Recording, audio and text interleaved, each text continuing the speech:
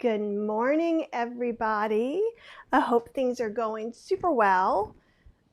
And Max is doing his thing over there. I see that Marilyn and Joanne and Diane are already here. Yay. Um, oh, yay. I know. It was so exciting. So for those of you watching the replay, I also do some stuff on Clubhouse. So you can always go over to Vegan Recipes Cooking with Kathy Hester on Facebook, the private Facebook group, and I'm trying to put announcements in there. I'm also trying to put it on my personal Facebook page, and one day they will come to you in an email. But Marilyn and Joanne were both there, and it was so awesome to get to hear everybody's voices because we were talking about some other stuff. But today's class, we're doing like Thai dinner at home, which is super fun. Oh no, what? Oh, I'm so sorry.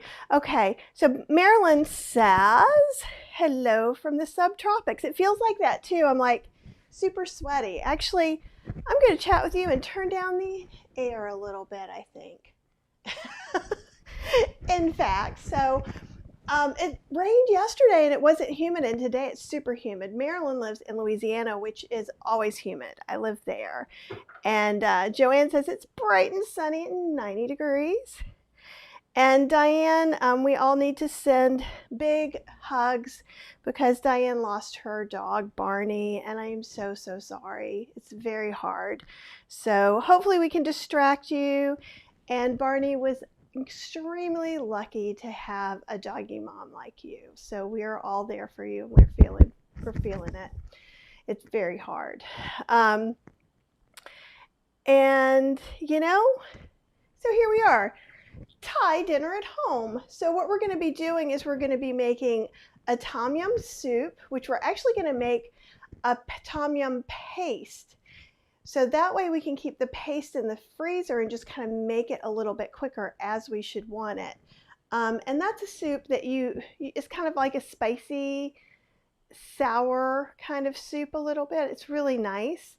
And it's sour from tamarind. And so some of these are going to have unusual ingredients, and we're going to talk about where you can source them. We're also going to talk about maybe some alternatives you can use if you can't find some of the things. We are going to make two main dishes. We're going to make a green curry. I was going to make a red or a yellow curry, but yellow curry is pretty much a red curry with turmeric. And we could switch. I think I have the ingredients for everything. So if you guys vote me different. I know we've done Nancy's green curry paste before, the one from the gluten-free cooking in your Instant Pot. But what we're going to be making today is actually her more traditional one. So while Nancy is not, it's from an old book, the curry book. So she actually has green, yellow, massaman, all the different ones. So we could totally make any of these if you wanted to. These are using some more of the traditional ingredients like lemongrass, and I always say it wrong, special Thai, sort of like ginger. And I think it's, I'm going to mispronounce it again. I'm going to look at it and see if I can do it. Galanga. And I always want to call it something different than that. But this is it, and it's very similar to a ginger root. And this is one of the things we're going to be using a lot today. So let's see if we can get that into our zone of focus. So it looks like a really weird root. So I feel like if we found this on the ground or saw it coming up, I'd be like, whoa, I wouldn't be thinking, ooh, let's eat it. It's much woodier, and you'll notice when we're cutting it, it's a lot harder to cut than ginger. If you can't find this, you can use ginger. But this has a more complex, more floral feel. And I feel like it doesn't have the same bite that ginger does. And so I went to 2 Asian groceries in the past 12 hours. Last night I went to H Mart, which is kind of like the Walmart of Korean/Asian cuisine, and it's amazing. And I got a lot of what we're using there. And there were a couple of things I wanted to do extra, like not cut up lemongrass. So I got some frozen lemongrass, and we'll talk. That's another ingredient we're going to be using today. So this is regular old lemongrass. And so some of it's woody, and the woody parts you could even use to infuse something, infuse a broth, infuse an alcohol, infuse a syrup. So I'll probably be doing some of that, but since there's going to be some extra chopping, this was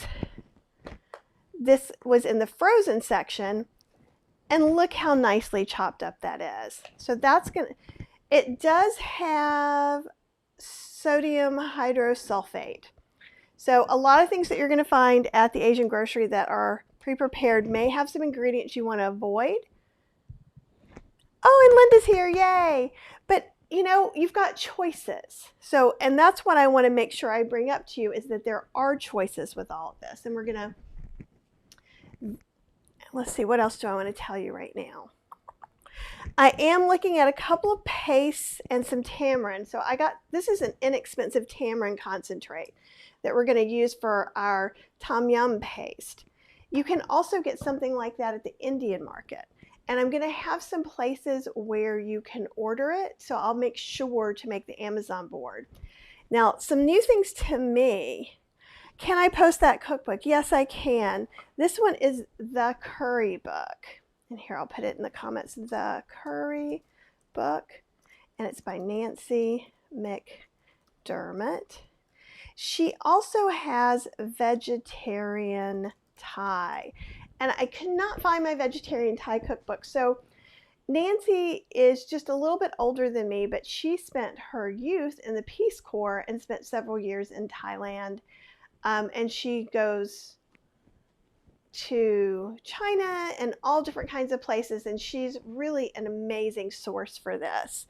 And if you guys like, she has an amazing anti-racism group where she does a lot of social justice, and she is also a Southern cake and pie expert, right? So I wanted to do something different. I have some recipes for, and because I didn't finish telling you about what we're making. I got excited. Okay, so tom yum soup, 2 entrees, the green curry, unless somebody votes differently and we try something exciting. We are going to make drunken noodles, which has no alcohol in it. So for me, I'm like, oh, it's like drunken beans or something like that. No, it's actually a spicy noodle dish that's meant to be eaten while you're drinking beer. But we don't have to, so don't worry.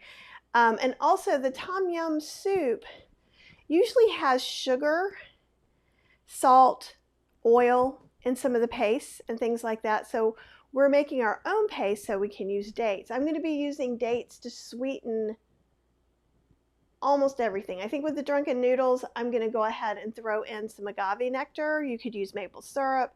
You could use date syrup. But one of the things when you go out with Thai is there's lots of oil, salt, and sugar. Sometimes it's palm sugar, sometimes it is sugar, but there's a lot of sugar. So I thought this would be kind of a neat way to do Thai for people who can't really go and do that. So the drunken noodles and the vegetable green curry, we're going to go ahead and air fry some tofu to put in there eventually. And then we're going to make mango sticky rice. That's what I jumped over. Mango sticky rice, I have several, I think I have 2 different recipes. I think one uses brown rice, one uses arborio rice. But honestly, we should be using sticky rice. So sticky rice may make you think of it's a cooking method to make it sticky, but it's actually a short grain rice, and that's what I have in front of me. So I was looking, and you can see a little bit in this one. I'll show you a handful too. So this is the white sticky rice. As you can tell, white's right out of there because the sun came back out. And see how it's little, like really little. Let me show you just how little, right?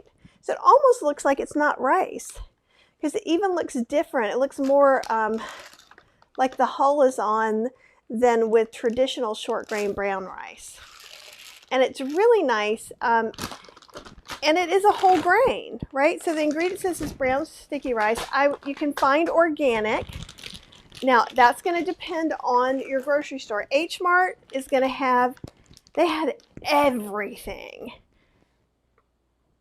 And I do mean everything.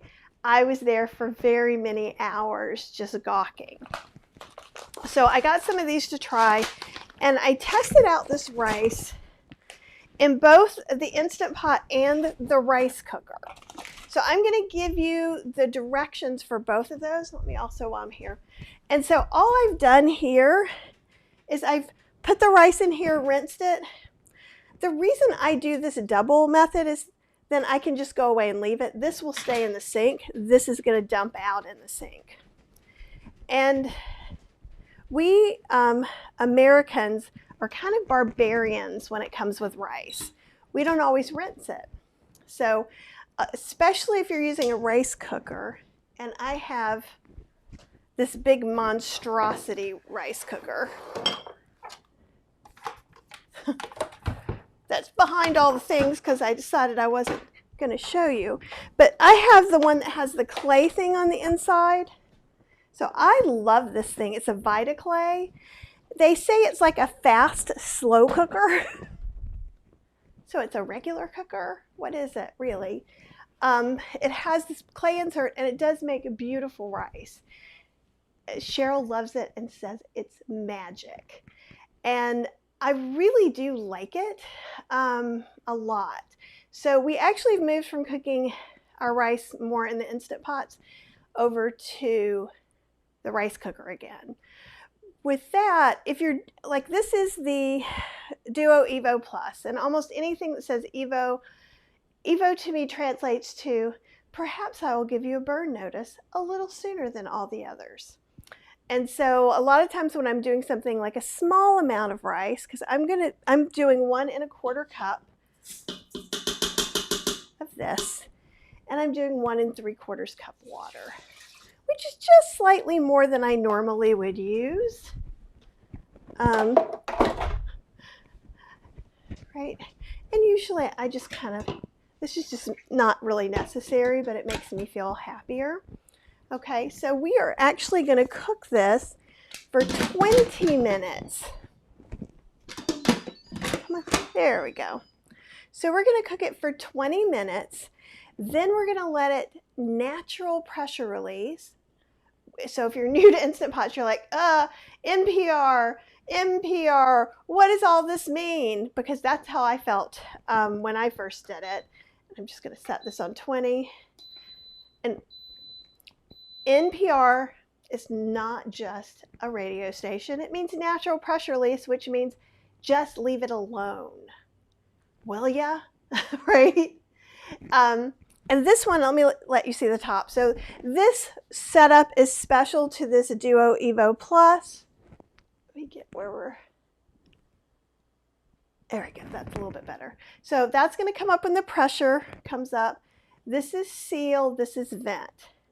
The thing I like best about this Instant Pot, and this is one I paid for with my very own monies. Sometimes I have some models they've sent me over the years, is this thing, and it actually diffuses the liquid and splashing that can happen when you're releasing the pressure. So I can actually come over and just leave it, even with the soup.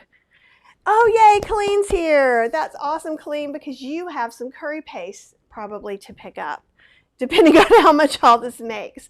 And so we're just letting it heat up. But I just thought I would show you that so you kind of see what's going on a little bit. Chrome just came back on. Go away. We don't want to see you. Thank you. Thank you very much. And Colleen is here, and Marilyn has a Zarushi. Oh my goodness, you people, and you know I can't even pronounce American words. Zojirushi. Zoshirushi. I have a better chance in Japanese than I do in almost any other language because they say things the way they look, which is kind of cool. An induction rice cooker. I could be in for that. So if anybody has a connection with them, I'd love to do a live about their rice cooker. That's what happened with the VitaClay. They actually sent it to me to try several years ago. And I was going to develop some slow cooker recipes, but since it cooks at a different time than all of their slow cookers, that's too confusing for people. That's what I say. Okay, so we're putting this guy around. It's going to cook for 20 minutes on high pressure. Then we're going to do natural pressure release for 15. So in other words, we're going to look until it says keep warm 15, right? Because it counts down when we're cooking, it counts up when we are keeping it warm, which is the default. So you don't have to do anything. When I cooked rice in it earlier, the pressure was already released at 15 minutes because we're cooking a small amount. If you have a super fussy Instant Pot, you could choose to add a little extra water. You can always turn it on to saute and kind of,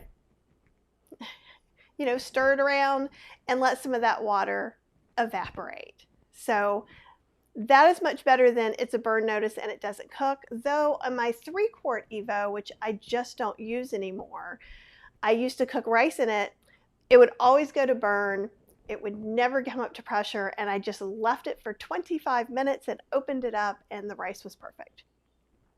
So with this one, in the rice cooker, I did 1 cup of rice and 1.5 cups of water.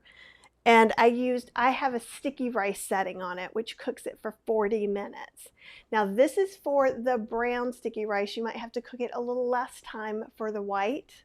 So that's something to think about. Oh, and Marilyn said she's been wanting to try the VitaClay, and Colleen says yay on getting some salt. I gotta tell you, you may have tried. Sometimes Colleen just lives like 20 minutes away, so she can come and do stuff. Plus, she's my bookkeeper, so I want to keep her happy, right? You guys know, look, isn't that pretty? We're gonna use that later, I promise. Let me get all these guys over here. So we're gonna make the sauce for the coconut mango sticky rice. And we can do these things a lot of different ways. But I think this is the easiest, and I'm gonna be washing this up a lot. Okay, so we're also gonna be using coconut milk in 2 of the dishes for sure, and possibly even having it optional as in the soup as like a little topping. I know coconut milk is really high fat. Can you use low fat? Yes, you can. Is it going to be as good? No, it's not. So I'm not trying to be mean about that. It's just one of the things is it brings that really yummy mouthfeel. So when we make this coconut sauce, because we're not using sugar, if I heat this with sugar, the sugar is going to help thicken the mixture. So since we're not going to use refined sugar in our dessert, I feel like that means I can have coconut milk. But depending on what your doctor said, see this is a different coconut milk than I used a little bit earlier. So it'll be interesting to see how this one didn't separate out into the fat on the top. So I'm curious to see how much of a difference that makes. The other one listed it just as coconut and something else. This is coconut extract 70% in water. But we're going to use a little bit of organic cornstarch in the end to thicken this up. So let me get this over here. Okay, awesome. We are going to use some dates. I have some of these I got at TJ Maxx, I think, inexpensively. And so these are the Deglet Nor. And so I'm going to put, how many? I put 6 of them. And they're small. These are pretty moist.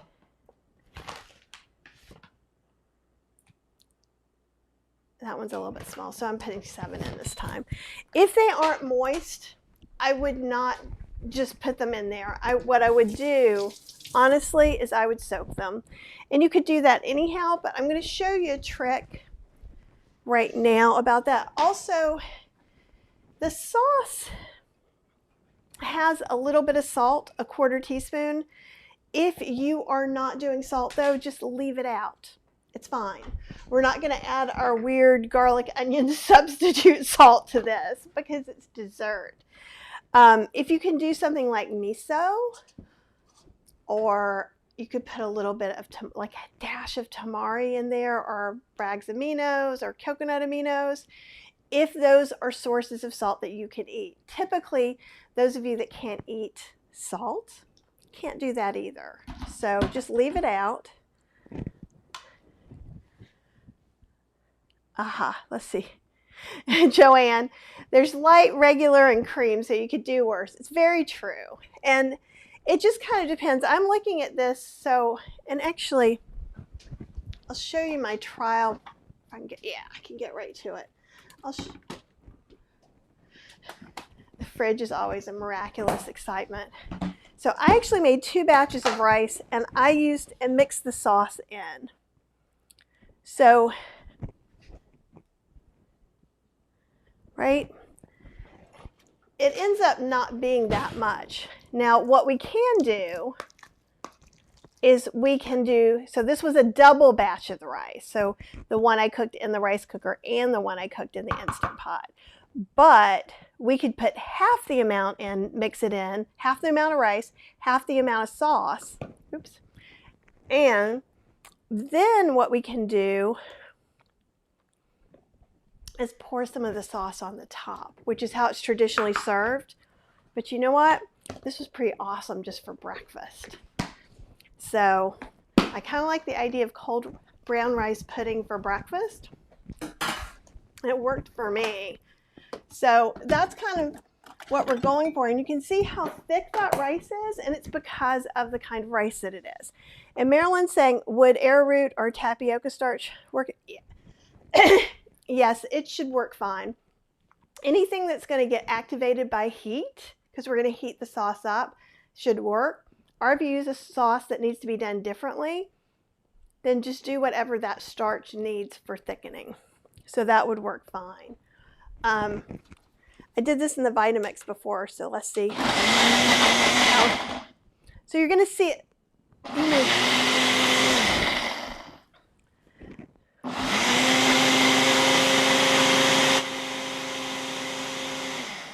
So when I'm doing these unsoaked dates, and this is very similar to what I do when I'm using unsoaked cashews, a lot of times I'll let it blend halfway, sit for a minute or two and blend it more, because that just lets it kind of soak in some things really quick. I'm going to blend it for a minute more though first.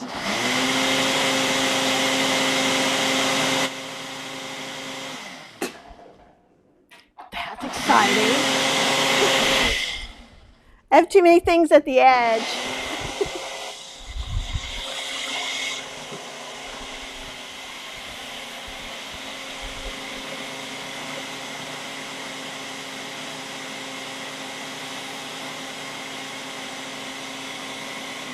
Okay, now let's let these sit for a minute. See how there's some, hopefully you can see there's some teeny tiny little pieces. So how we're going to end up make this, and this is how I would make it, honestly, if I was making dinner tonight, which, surprise, guess who's having Thai for dinner tonight? We are. And so that way, because you can serve this cold or warm, however you please. So this way, we can mix some of the sauce in with the rice when it's finished cooking. We can keep it in the fridge if we want. Keep the sauce in the fridge after we've cooked it. And then it'll be ready to serve. We'll just have to slice up a mango. And we'll look at that in a minute too. So I do that. I'd probably go ahead and make, hopefully in the future, you'll magically have your tom yum paste. But we're going to make the paste. And later you could be pulling the paste out of the freezer if you wanted to. Make the soup. If I was doing a dinner party, I would put that soup in a slow cooker to keep it. that's what I would do, and then do the drunken noodles, and or actually then make the green curry paste. Then maybe 30 minutes before guests were going to be here, I'd make the curry. It would be staying warm in the Instant Pot. And then when people arrived and we were about ready to eat, maybe I would even get the noodles ready for the stir fry, have everything cut up, do the stir fry really quick. And you could probably even put that, you could either do it right after the soup, or, you know, it's up to you. It's how you want to hostess. However you want to hostess is the way you should hostess.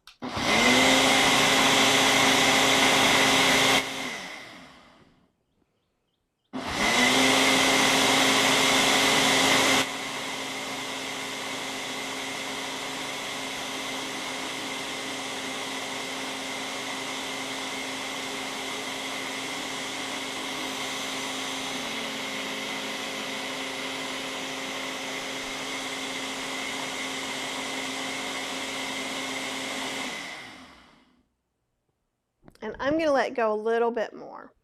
In the Vitamix, it was done by now, but I just wanted to make sure with the Ninja. And again, if you soaked your dates, it wouldn't take long at all. So that's you could be proactive. My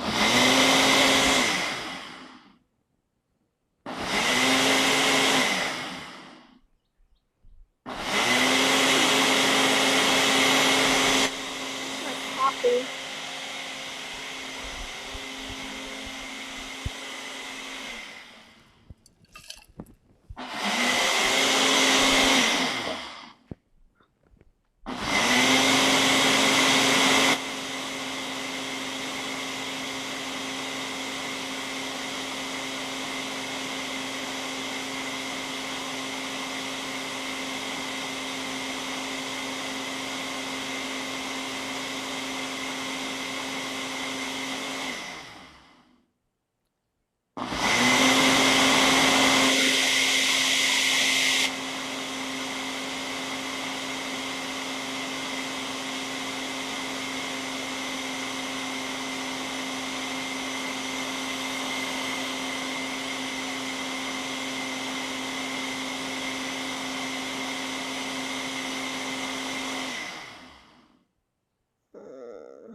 Definitely did better in the Vitamix. But let me let you see, because well, I think it's better in the Vitamix, so I think I'm actually going to Vitamix it real quick, and I'll let you see why. I wanted to try it. So if you're not using a powerful blender, and there's some water in there from when I just washed it. There we go. So I just think it's going to make our presentation not as good. Would it end the world? No, but see, there's a few chunks of dates in there, and I just don't like it. There's not a lot of chunks. Oh, there we go. There's all those chunks. Yes, there are. There are tons of chunks, and I don't like it. And that, and I love mango sticky rice. So if I'm going to go to all this trouble, I want it to be really the way I want. So I'll put in the recipe that if you're not using a powerful blender, to make sure to soak those dates.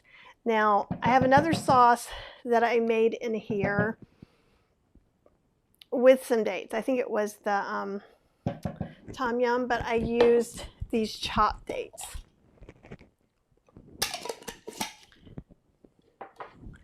Okay, so let's do this real quick. And I see more people have joined us. Whoop. I don't know what I keep clicking, but it is the wrong thing. There we go. I see more people have joined us, is what I was saying. Woohoo! And I would love for you guys to say hi, tell me what you're hoping to learn today. If you missed the intro, let me know what you need. I needed the lid for this, or the little stopper thing. So what we're doing is we're working on our coconut date creamy sauce for the mango sticky rice.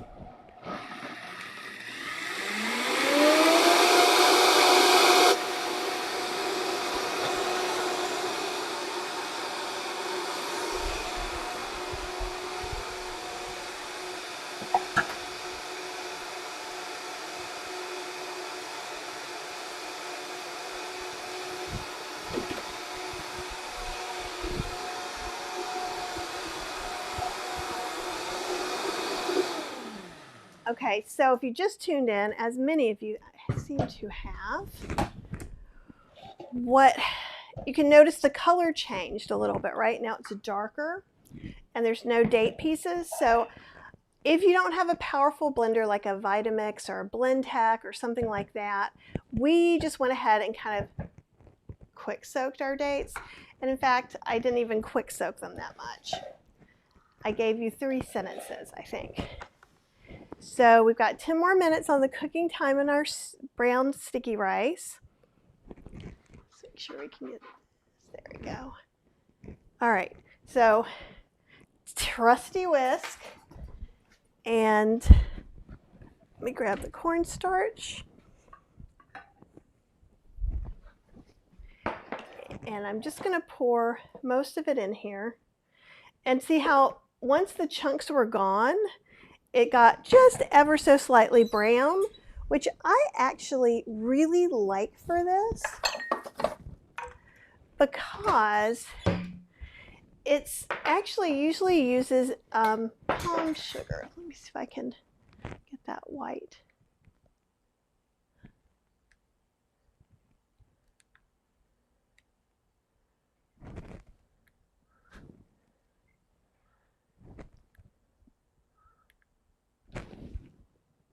It's a little bit better.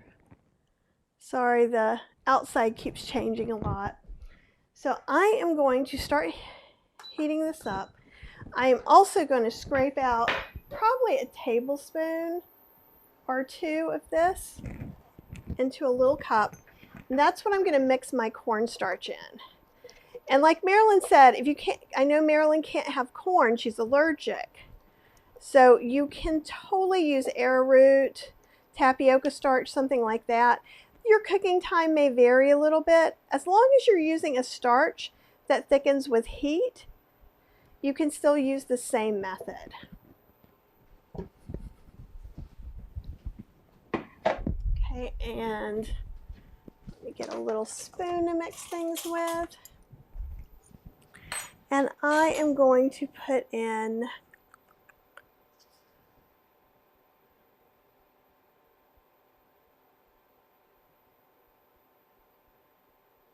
I did 1 teaspoon. And this is a 1/4 teaspoon, so I'm going to put 4 of these in. I am only using a 1/4 teaspoon because that was what was right here. Okay. And whenever you're using a thickener like this, you do want to mix it not in with the main batch. Because what will happen is it'll just kind of thicken up unhappily. And unhappily means for all of us. Ooh, I have a flower stuck in here that's starting to get a little crazy. So let me move that out of the way. So you want it not to just gump up in here, right? I'm going to turn this down just a little bit for right now. So I'm just going to kind of mix this up until it doesn't look lumpy. It's going to start out looking lumpy. Oh, hi, Sonia. Oh, that's great. Sonia says, your delightful menu today will be my husband's birthday dinner on July 3rd. Oh, that's amazing. I'm so excited about that. You have to let me know how it turns out. And we are so happy that you're here. Okay. Okay, induction burner, slow your roll. Of course, I tested it on the stove top. So I just want to get it until it's really pretty good. And we're just going to put that in here. And we don't want this sauce really, really thick. We just want it a little bit thicker. That's how I'm looking at it. We're going to want to whisk this. And we'll turn it down a little bit. Now, here's a real trick that we can talk about, because some of you, I'm going to just move this closer to me. My shoulders always hurt after classes. I'm so short. But you can see me whisking the white stuff. If you can't have coconut milk, maybe you're allergic, maybe you are just in a position that you can't have that much fat, and that's just the way your life is, and there's nothing wrong with that. So let's talk about a couple alternatives that we could do for coconut milk in this and some of the other things. We could do a non-dairy milk with some coconut flavor and a little thickener, just like this, and we could thicken it up a little more so it looks like coconut milk and gets a little bit of a mouthfeel like coconut. So funny. This is cooking like 4 times faster than it did on the stove. So that's one thing you could do. You could also make some of your own coconut milk with, it's not going to be the same, but you could make, use like coconut shreds, water, and it's still going to be lower fat. You can even get low fat coconut shreds. Again, it's not going to be quite the same. It's also not quite the same when you add a coconut extract. You're going to have to get just a hint. Or again, if you could do something like make a coconut milk. Most coconut milks in the carton are dairy substitutes. They are not going to have that same coconut flavor usually. Let me let you see this a little bit. It smells so good.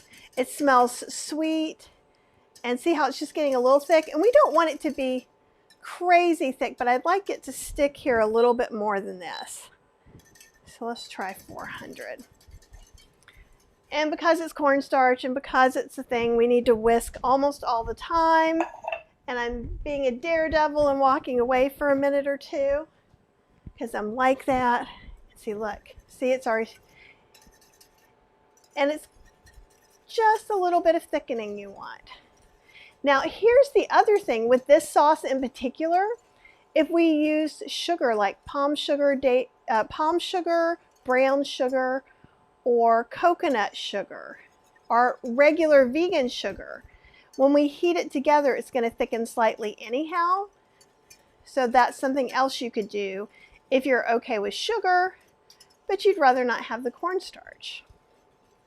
And honestly, it would not be the end of the world for it not to be just a little bit thicker. If it was just a little thinner, like this, right?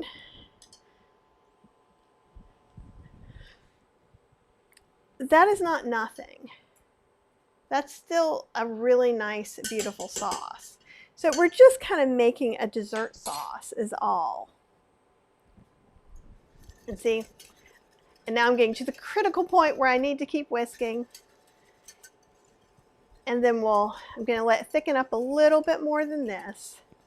And just use your own judgment. I'll tell you right now, if I was having dinner right this very second and it needed to be done, it would be done.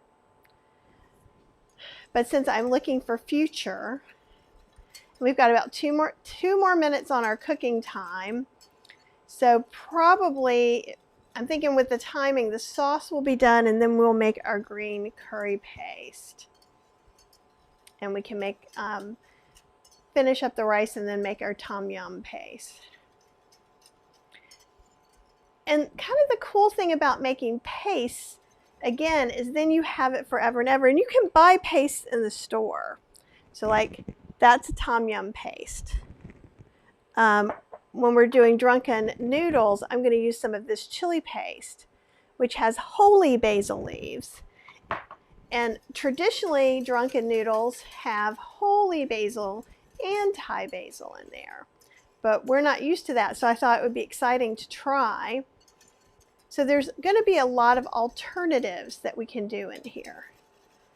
You see how it's getting just, you may not be able to see, it's such a small detail.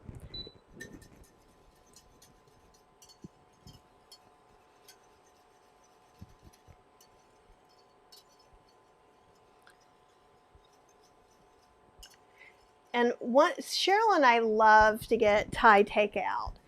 And here's like, here's a tip. So some things do have fish paste or shrimp paste in them. So you might need to ask, or fish sauce, to ask about that for sure. Especially like if you get pad thais, like usually the noodle dishes like pad thai have eggs in them and things like that. So we could avoid that. What I usually do is I get like green curry, and you usually get your choice of tofu or vegetables. I get tofu, extra vegetables, And then sometimes I'll pick things like extra eggplant, extra this. And in fact, because there's so much sauce to veg for me, that actually gives me 2 to 3 meals out of that little extra. So see how it's getting a little bit thicker and reducing?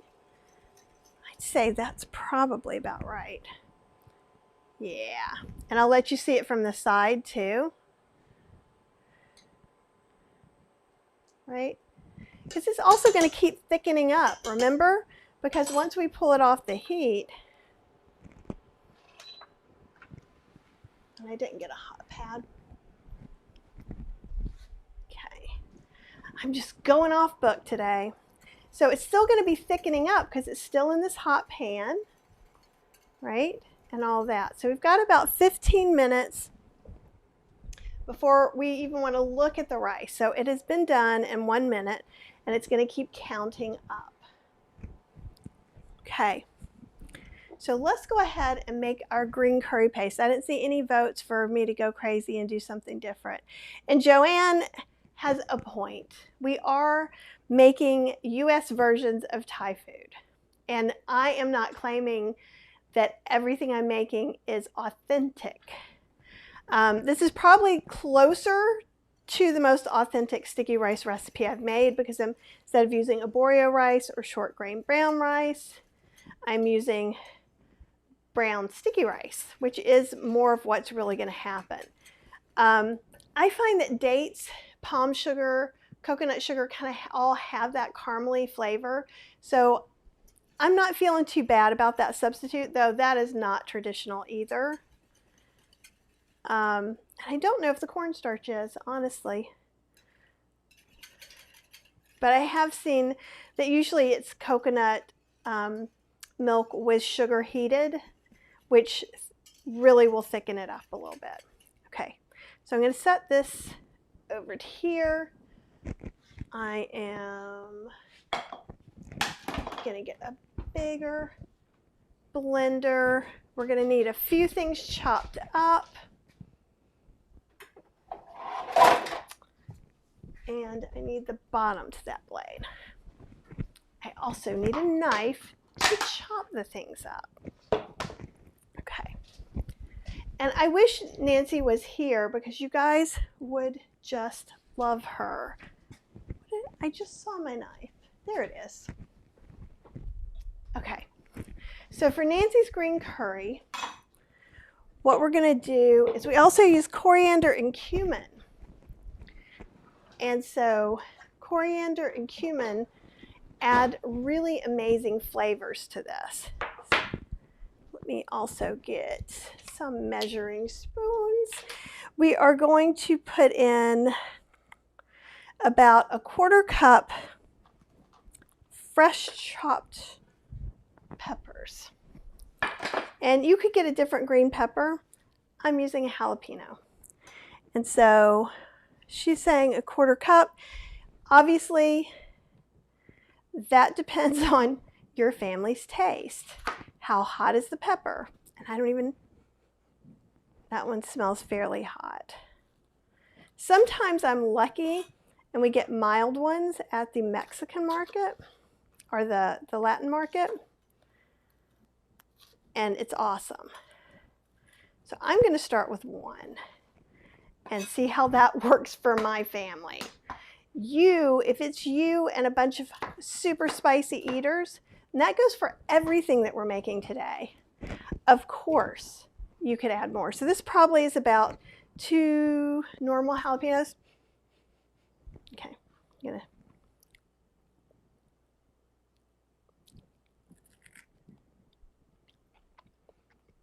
oh, it's really mild. Really, really mild. Okay, well, we'll put both of these in there. So it calls for a 1/4 cup. So, and you could also use a spicier chili, whichever one you can get your hands on. One of the things that Nancy recommends to make things spicy, if you can't find like Thai chilies, if you don't have access to an Asian market, it's one of the mildest jalapenos I think I've ever had. Cheryl's going to be thrilled. And sorry, Colleen, you're not getting spicy curry today.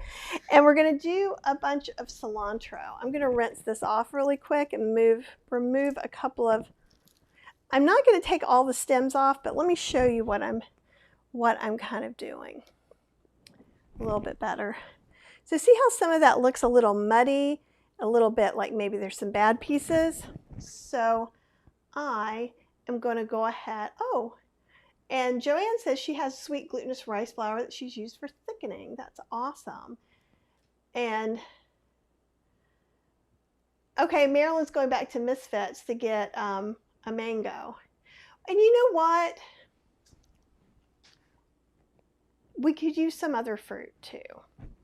Or you could do it without fruit. I mean, it's beautiful the way it is. So it depends. If you don't have any, I'm like, don't fret.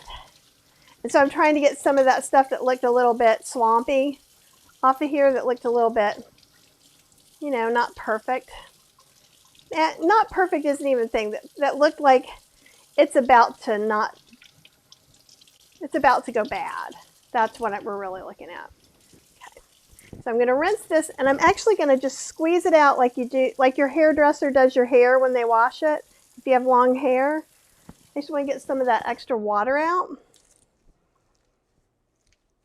And I'm going to be using this whole thing. If I was not using this whole thing, I would not want to manhandle it like that.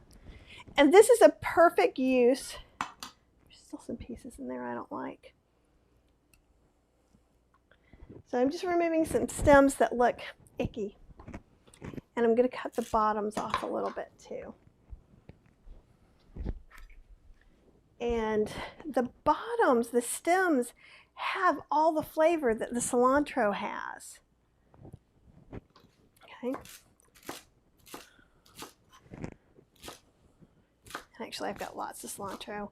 I'll just go ahead and cut a lot of it up. So we're going to take, it says about a 1/4 cup, but I am going to put more than a 1/4 cup. I'm probably going to put a 1/2 cup because I want to get some leaves in there for the pretty color. I want to use up some of these stems.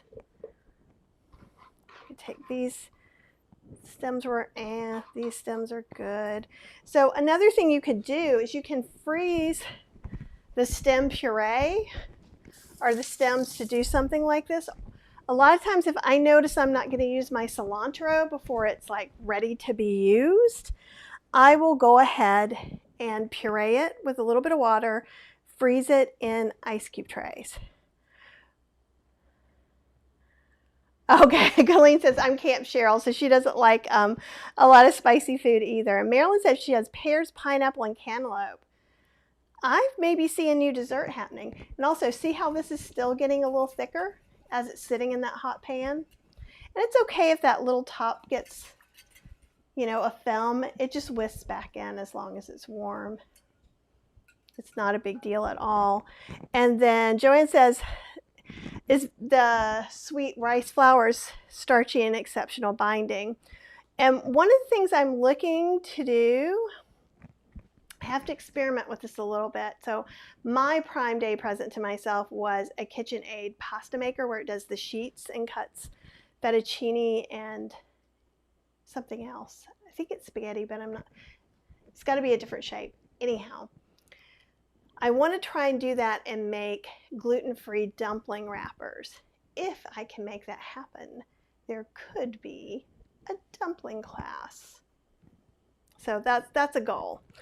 But, and I believe it is the sweet rice flour that's used for making the gluten-free dumpling wrappers. So back to the exciting stuff here. So we're going to put about 3 tablespoons of garlic, so I'm just guesstimating, so about that, I think. I'm going to be using some for something else. All right, and then we're going to put some onion in there. We're going to put about a 1/4 cup of onion. And we can adjust this, so it's okay if it's a little bit more or a little bit less. This is not somebody's Thai grandma's recipe. It is Nancy's recipe, who I adore, but I also know that if she had this much cilantro left, she would throw it in. Okay, so we've got that. And instead of onions, you could use shallots. It's not usually what I have on hand. And we're going to put 3 tablespoons of our not freshly minced lemongrass. Okay. And let me, we're still going to need some more chopping coming on. So we'll get 3 tablespoons out of this. Now when you first buy it or take it out of the freezer, it's hard, and I just take a knife and just shove it in there. Not like a butter knife. And it is just lovely. Another thing you can do, if you smell it, it smells like lemon verbena had a shy, milder cousin. You get all those same super high lemon notes, but it doesn't punch you in the face. If you smell lemon verbena or other lemon herbs, so I can't think of what it is right now. It's not lemon verbena that I'm growing downstairs. It's lemon, no, I'll remember. But it smells like you just opened some pledge and you're smelling it. It's like, poof, lemon flavor. And this is a little more subtle, which is lovely. Now, okay, cilantro is easy to get. Lemongrass may not be easy for you to get, so you could use some lime juice and zest of a lemon. That would be one way that you could still make this if you don't have access to an Asian market where you are, or you want to make it tonight. Now, the galanga root, which I have no idea if I'm saying correctly or not, and is hiding here. Okay, so she says we want about 3 tablespoons, so I'm going to take a piece of this, and I want you to notice it's not like ginger. Oh, I don't know if you guys can hear it. It sounds like I'm cutting through a tree. Feels like I'm cutting through a tree. When you smell it, it doesn't smell like ginger. It smells like floral, lighter notes.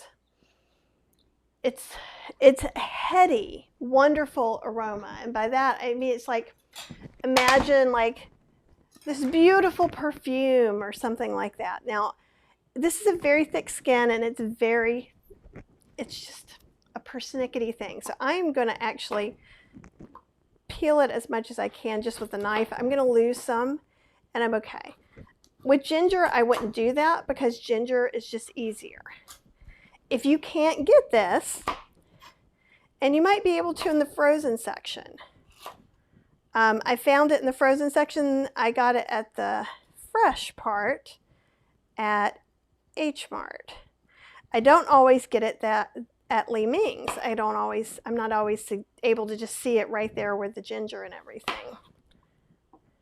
Okay, and I'm just cutting off any pieces that look a little like you're still skin, or perhaps you're not the nicest part. And again, it's woody, it's hard to cut. Make sure you're holding the piece firmly so that you don't get hurt. If you don't have this, you could use ginger. And I might add extra cardamom, a little bit of cardamom, even though the recipe doesn't call for it.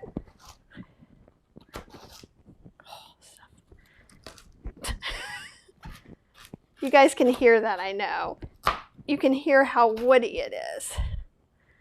Okay. But when you go to the Thai restaurant, this and the lemongrass is what gives it that headier flavor than things that you can find at home sometimes. But here's also another trick.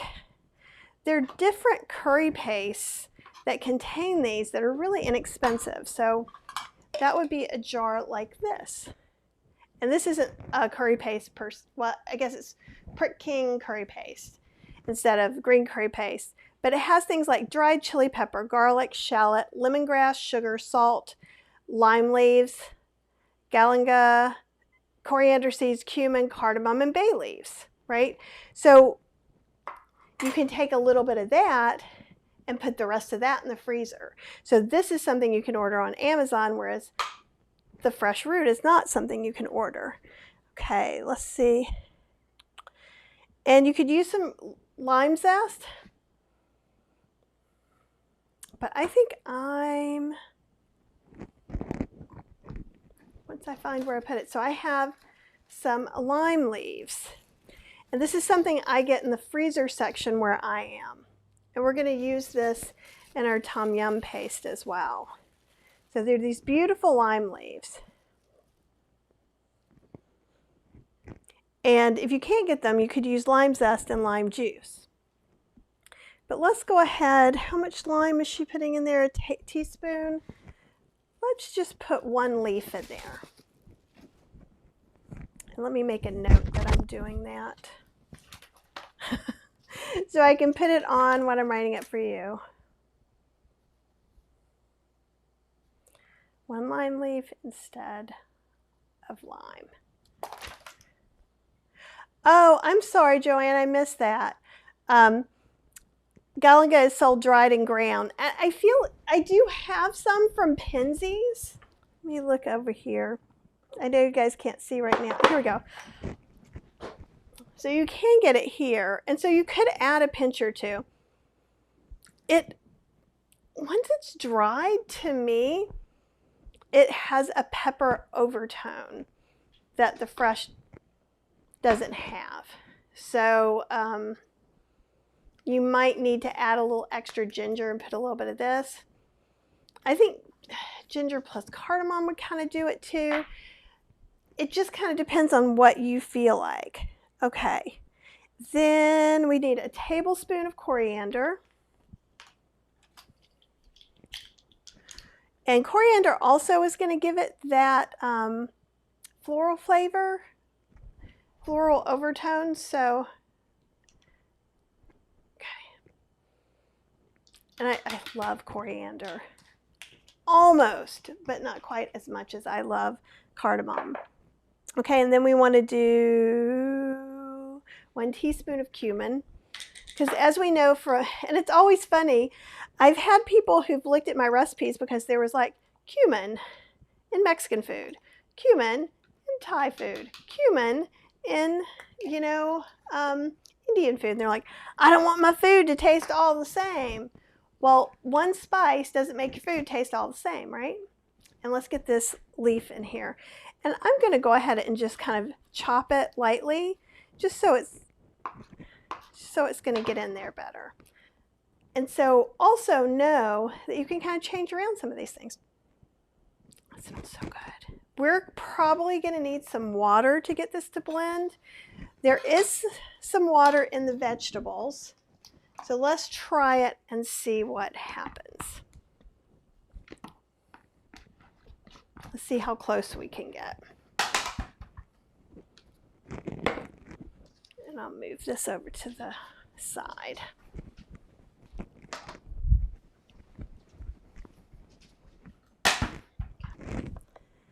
And I'm banking we'll probably need it.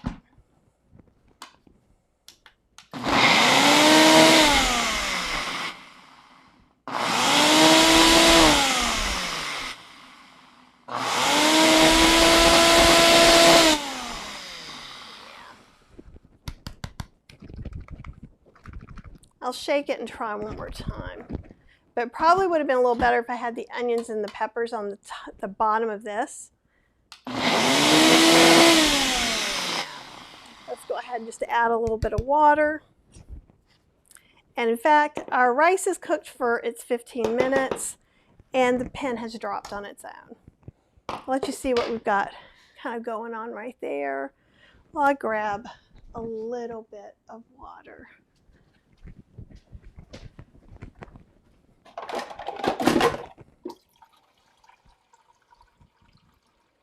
I'm grabbing more than a little, just in case, for later, but we're probably just going to put like let's start with 2 tablespoons and see if that works enough. Oh, and Joanne is also saying She gets shallots for a really good price at the Asian market. And you get a lot of vegetables so much cheaper. It's closer.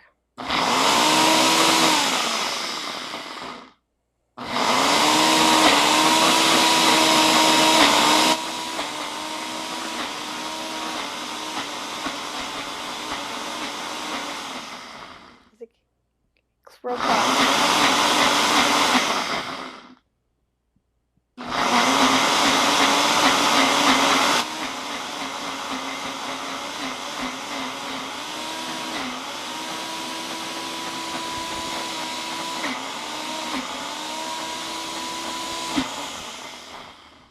We want it to be as thick as it can be.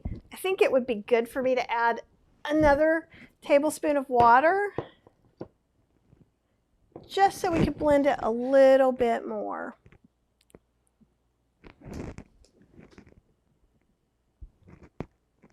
Okay, so I'm just going to put in probably about another tablespoon. I don't want it to get too watery. I don't really want to lose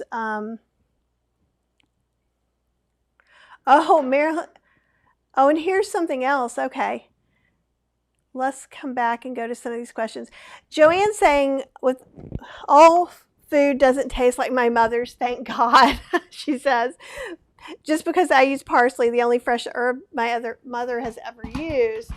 And Marilyn was saying her mother used no fresh herbs, and mine didn't either. The only fresh flavoring agent was jalapenos that my mom grew in her little flower bed. Okay, there we go.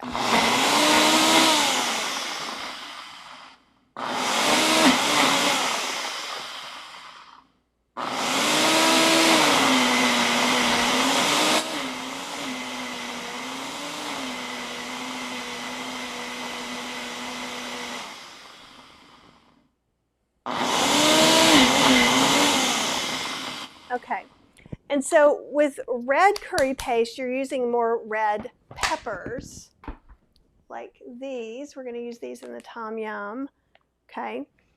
And that's what makes it red. That's also why it's marked spicier than green curry is. Yellow curry is like green curry, but with like red curry, but with turmeric. Let's come. Oh, those peppers are spicier than I thought they were, because it sure feels spicy now. Okay, I'm going to let this go just a little bit more. I don't think it's quite ground up as much as I'd like it to be. It's real close though, so I'm going to shake it a little bit, try and get a little bit more water at the end.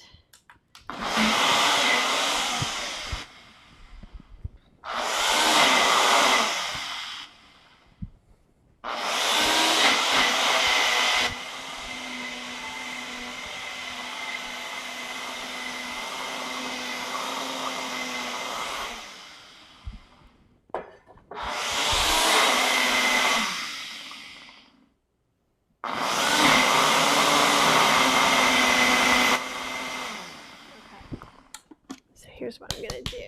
So I'm going to need this blade again. So let me rinse this blade off. I'll let you guys look at where I decided the curry paste would work. There we go. Okay, so I mean, it's still not perfectly pureed, but it's really it's ground down enough that the flavors are going to be pretty easy to disperse.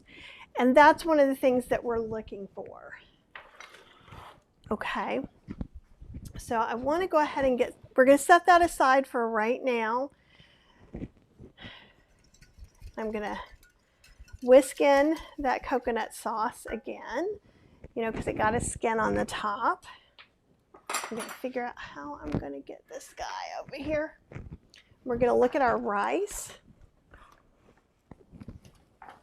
There we go. And I'm just going to take that cover off. And see, it's beautiful. It's just really, really beautiful. And I'm going to grab a rice paddle.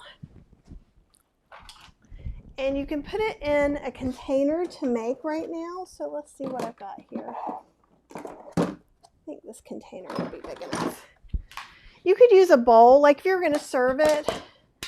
And so also, like if there was some excess moisture, see how the steam is coming off? That lets us know that's happening. And you could easily double this recipe, really. So I'm just going to turn off my Instant Pot. I'm going to scrape out this rice into here. Like I said, you could do a bowl. Actually, Cheryl, can you come over here and help me scrape this out? Or hold it, it's up to you. I felt like something horrible was about to happen. Joanne says, don't tell Cheryl it's spicier than you planned. But here's the thing, it's okay if your curry paste is spicy because you still can use less of it in your curry. Okay. What you want me to do?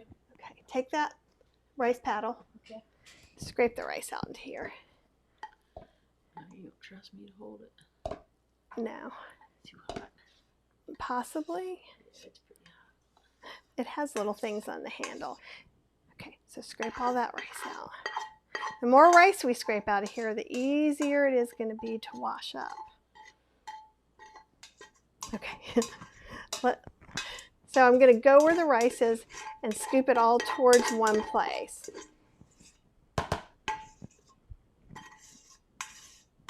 And I might get a little OCD about it. It smells like lemon pledge. That's from the lemongrass. That is from the lemongrass. I'm going to put a little water in this pan. Maybe Cheryl, you can watch that for a second. Okay. So you could eat this right now. We actually go to a Vietnamese place called Bonds on 9th Street in Durham that does on Wednesdays and Saturdays this great dish. And so they have a sticky rice with onions and garlic and stuff. And this is exactly the same thing. So you can, even though it says sweet, you could have this savory. Okay. And we're going to pour probably about half of this in. And that way I can use it and see how much thicker it is since it's been sitting around, right? See that? Okay. And I'm just going to stir it in. It's very easy. And so I'm doing it this way because we have extra sauce to put on top to serve. And I've had it where the mango's chopped up. I've had it where the mango has been sliced. So you can just let that, whatever you're more comfortable with. Honestly, I am probably going to end up doing, because I can't find my mango. I have a mango cutter somewhere. Let me see if it's in here. I don't think it is in here. I've lost it, like I often do, because I don't use it very often. But I can show you how I just normally, and see how all that, the stickiness of the rice, isn't that amazing? So you could serve it warm right now if you wanted to. And then we have all of this sauce to put on top. So let's also real quick cut up a mango. Will you wash this knife really quick for me? Cheryl's washing up things like an amazing wife. So you want your mango to be a little bit ripe, but not overly ripe. And this is possibly a little bit underripe, but it's the ripest of the ones that I got. Okay. You didn't say right now. Okay. It doesn't have to be perfect. I just don't want it to taste like garlic. Awesome. Thank you very much. And I'm drying the handle off. Okay.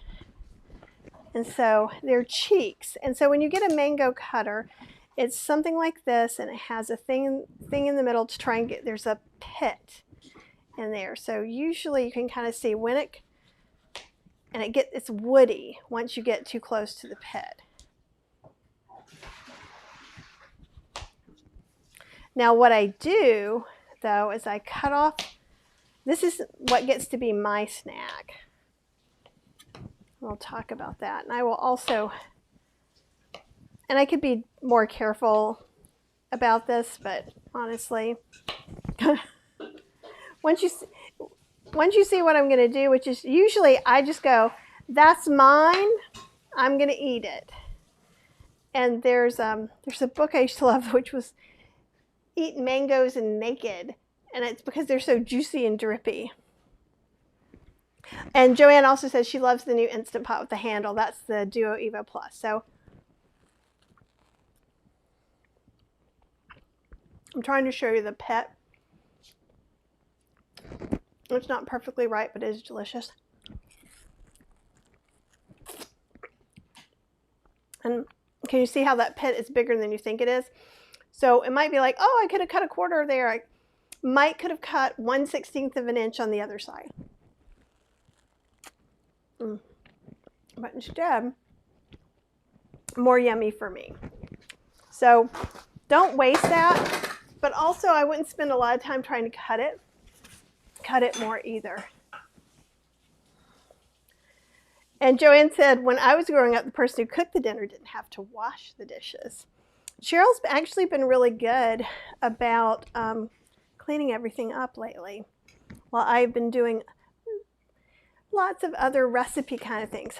Okay, so usually what I do is then I come in here and score it, and I tend to do it in, so you don't want to go through the other side of the skin, which I've done a little bit, so you have to be mindful of how far. So we'll dice one, but we could also, and you can go like this, we might be able to get some slices out. I'm not great with slices, so I'm not going to get all of them the way I want, because I'm not patient enough for it. You are probably more patient. Oh, see, look, there I go cutting off a big thing. You don't want to eat the skin. It's not edible. I'll put that over in my to have later pile. Okay. I think this last one needs to go in there. So I've wasted a lot of mango, which you can do better. You can do better than me. But then we could take this and we could slice it a little bit nicer. However you want it. Honestly, if I come to your house and you give it to me like this, I would be just fine. But you can peel it much fancier or cut it much fancier. And you can tell, see how this is almost, it's not as melty. That's because it's not quite ripe enough. If I'd had another day, this probably would be perfect mango. So when I go and I'm going to cut it in cubes, I start out kind of the same way. And again, if you do that mango peeler, then you just have a slice of mango you can work with. Well, actually, no, it doesn't take the peel off either. It just gets the pit.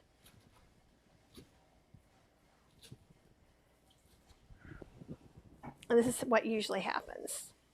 I'm not the best at this, I will tell you right now. Grab this, but I usually end up kind of cutting it in sections. See, I cut it through. That's why that one's not doing so good. But then you can just kind of cut them off like that. Get that little piece off.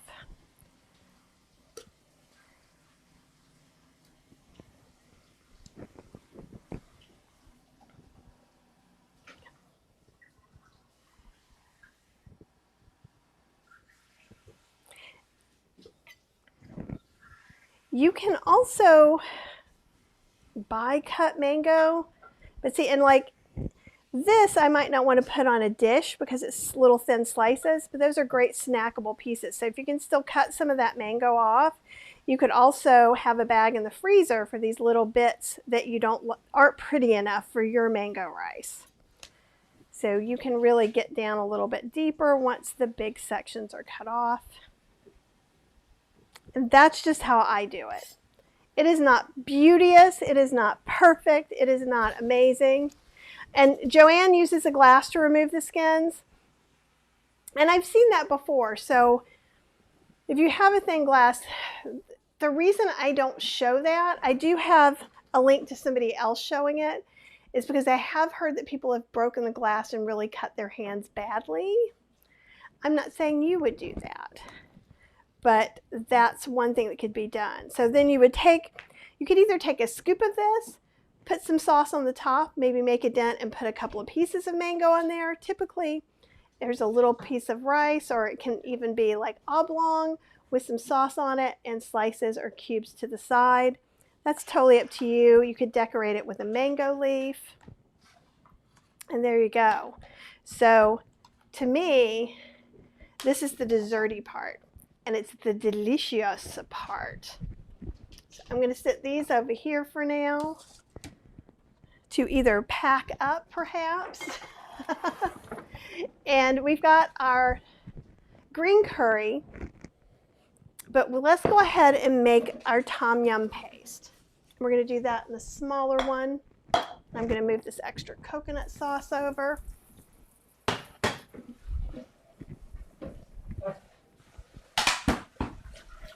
And can I put that in a container for you? Sure. That coconut sauce, because I think it's going to be hard to clean. That'd be great.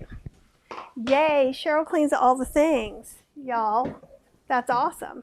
Okay, so for this, it's supposed to be hot. And this is my original paste, my first try. I'll let you see so you know kind of what we're going for.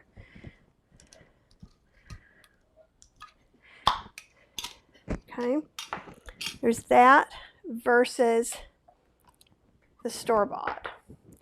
So this has oil and salt in it, and they are willing to have more chilies than I was, and I'm going to be changing it up ever so slightly. I used too many lime leaves in this. It is not bad at all. It's just a little more limey. And we're going to fix that. One hopes. Okay. I'm going to get this and the other knife.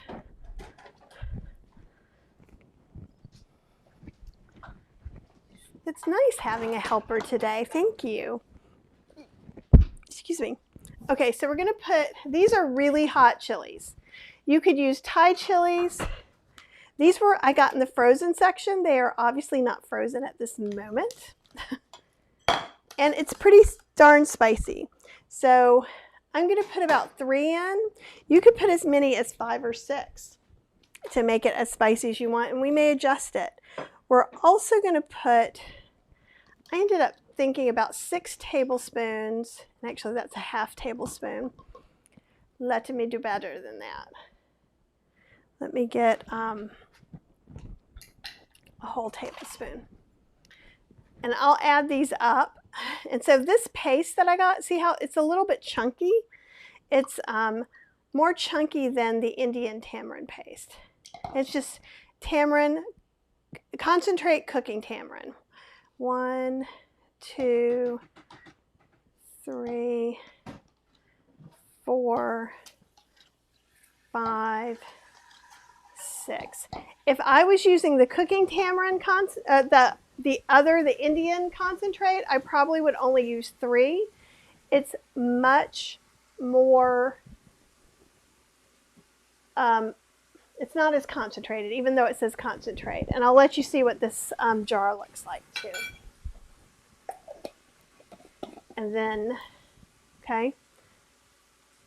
And Joanne is saying also, bought cut mango usually is not ripe, and that just is sad. It makes me very sad about that. We're going to put some lime leaves in. I put too many. So let's start. We can. They're of different sizes too. So let's call that 3 lime leaves. So I'm just making it a little easier for the not powerful food processor. Okay, and we can add more in. And I'll make a note of what I've done. We're going to do about 2 tablespoons of onion or shallot. So, and I'm just doing it heaping because that's what I got with me right now. Okay. And we're going to put in some garlic. We're going to put in about 1.5 tablespoons of garlic.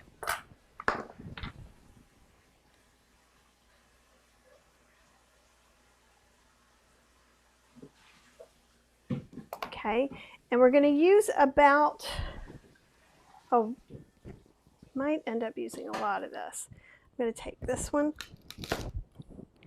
Okay, let's get that tough outer coating off. That's about a 1-inch piece. I suspect we're going to use the rest of this. If we didn't use all of this, you can just put this into the freezer just like you do ginger. Not garlic, but ginger. So you can just put it in as is, or you could grate it up to use later. Okay, since it's super woody, we're going to do our blender a favor and chop some of this up a little bit. I think this piece may be the woodiest piece I've ever had. So we're probably looking at 2 tablespoons, I think. Let's find out. Thereabouts. Because when you're dealing with roots and things like this, if you like it and you want to throw a little bit extra in instead of wasting it, that's, in my opinion, always a-okay. 1, I think it's a little more like 3 tablespoons.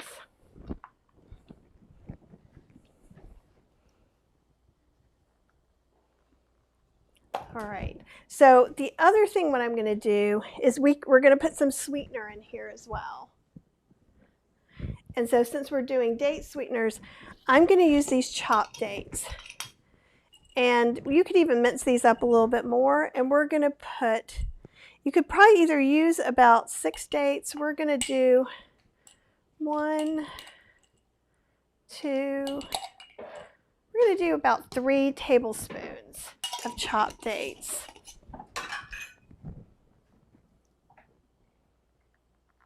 Okay, I'm trying to see if I'm missing anything. Okay, with the tamarind concentrate, it should go ahead and blend just fine.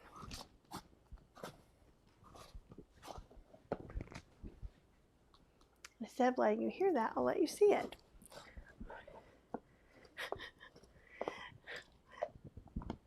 There we go. And if for some reason that the mango concentrate doesn't blend everything in, we can add in some water. But it's going to blend.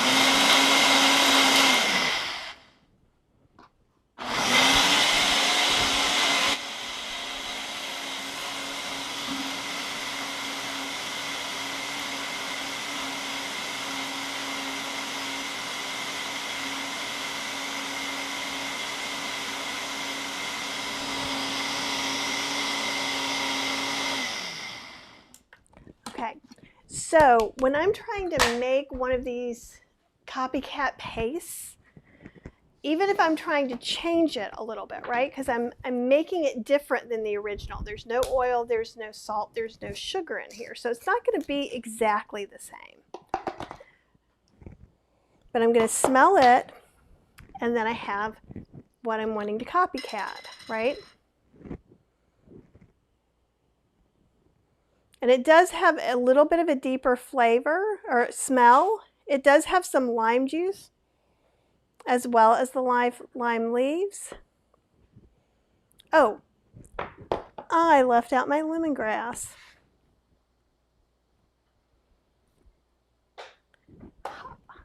I'm missing that. Okay, so with the lemongrass, And again, nope, wrong one I'm opening. This is the one I'm wanting. Now, I think their tamarind concentrate, yeah, that's what's missing. So I think I'm going to go ahead and do 3 tablespoons to start off with. I think we may end up needing more. And see, now you see why I went ahead and just bought this jar. I'm going to go halfway through it today. Okay, so we did 3 lemongrass. Okay, so let's close this up. And again, if you can't find lemongrass, you could use some lemon zest and a little bit of lime juice. That would probably be the closest. You can sometimes, lemongrass now you can often get in the tubes in the regular grocery store. It's much more expensive than just like buying these. I think this was $2.50 to buy these. Breaking them down is a real pain, and I would prefer to infuse things with it personally.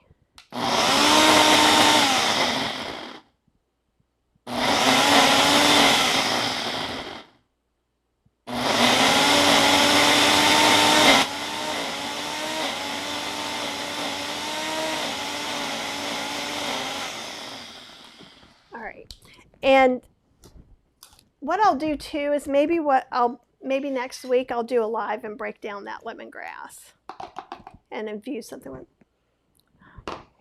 much closer. Okay,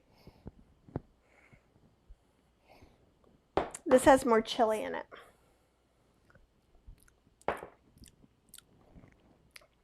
And it's sweeter. It's sweeter and spicier. And saltier. Let me get a drink of my coffee. It's spicier. Okay, and I haven't tasted this one yet. So let's see what that's going to do to me.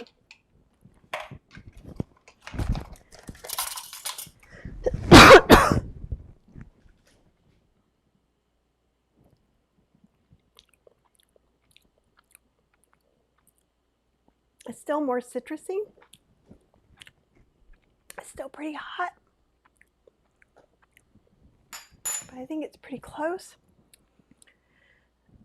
I think I'm going to add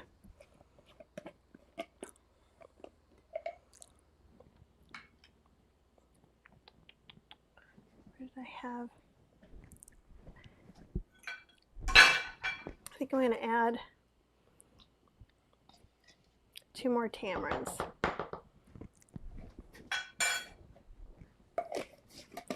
And this is how I go about trying to copycat things like that.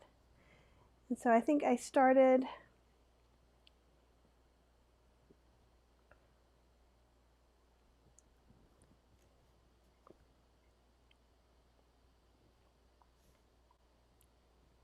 tamarind paste.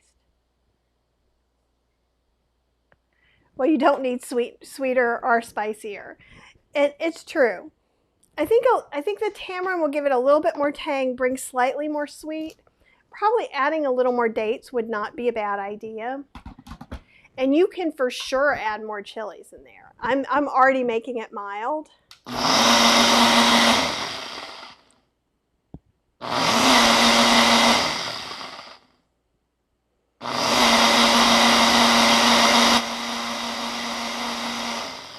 And the difference between my paste and their paste usually, and this goes with almost anything that I make, and I'll let you see from overhead, is it's not going to be quite as thick because I'm just using the liquid to also, you know, help me blend things. And that's definitely redder from chilies.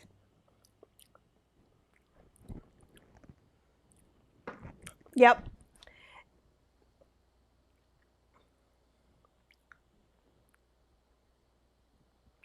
And I think I'm going to take down the lemongrass a little bit. And the lime leaves in the final recipe. You know, your mileage is going to vary a little bit anyhow, but that's how I'm seeing it. That's how I'm seeing it. So let me get some of these guys out of the way for right now. Also, another thing I want to do is prepare the noodles. And by prepare the noodles, I mean cook the noodles, right? And let's move some of this stuff. I don't think I'm going to need that again, but just in case. Yeah, the new paste is closer in color than my earlier one. I made a mistake. I think I put in the first one, I put 5 or 6 lime leaves in, and it's really just a little extra limey. And we can look at that too. Yeah.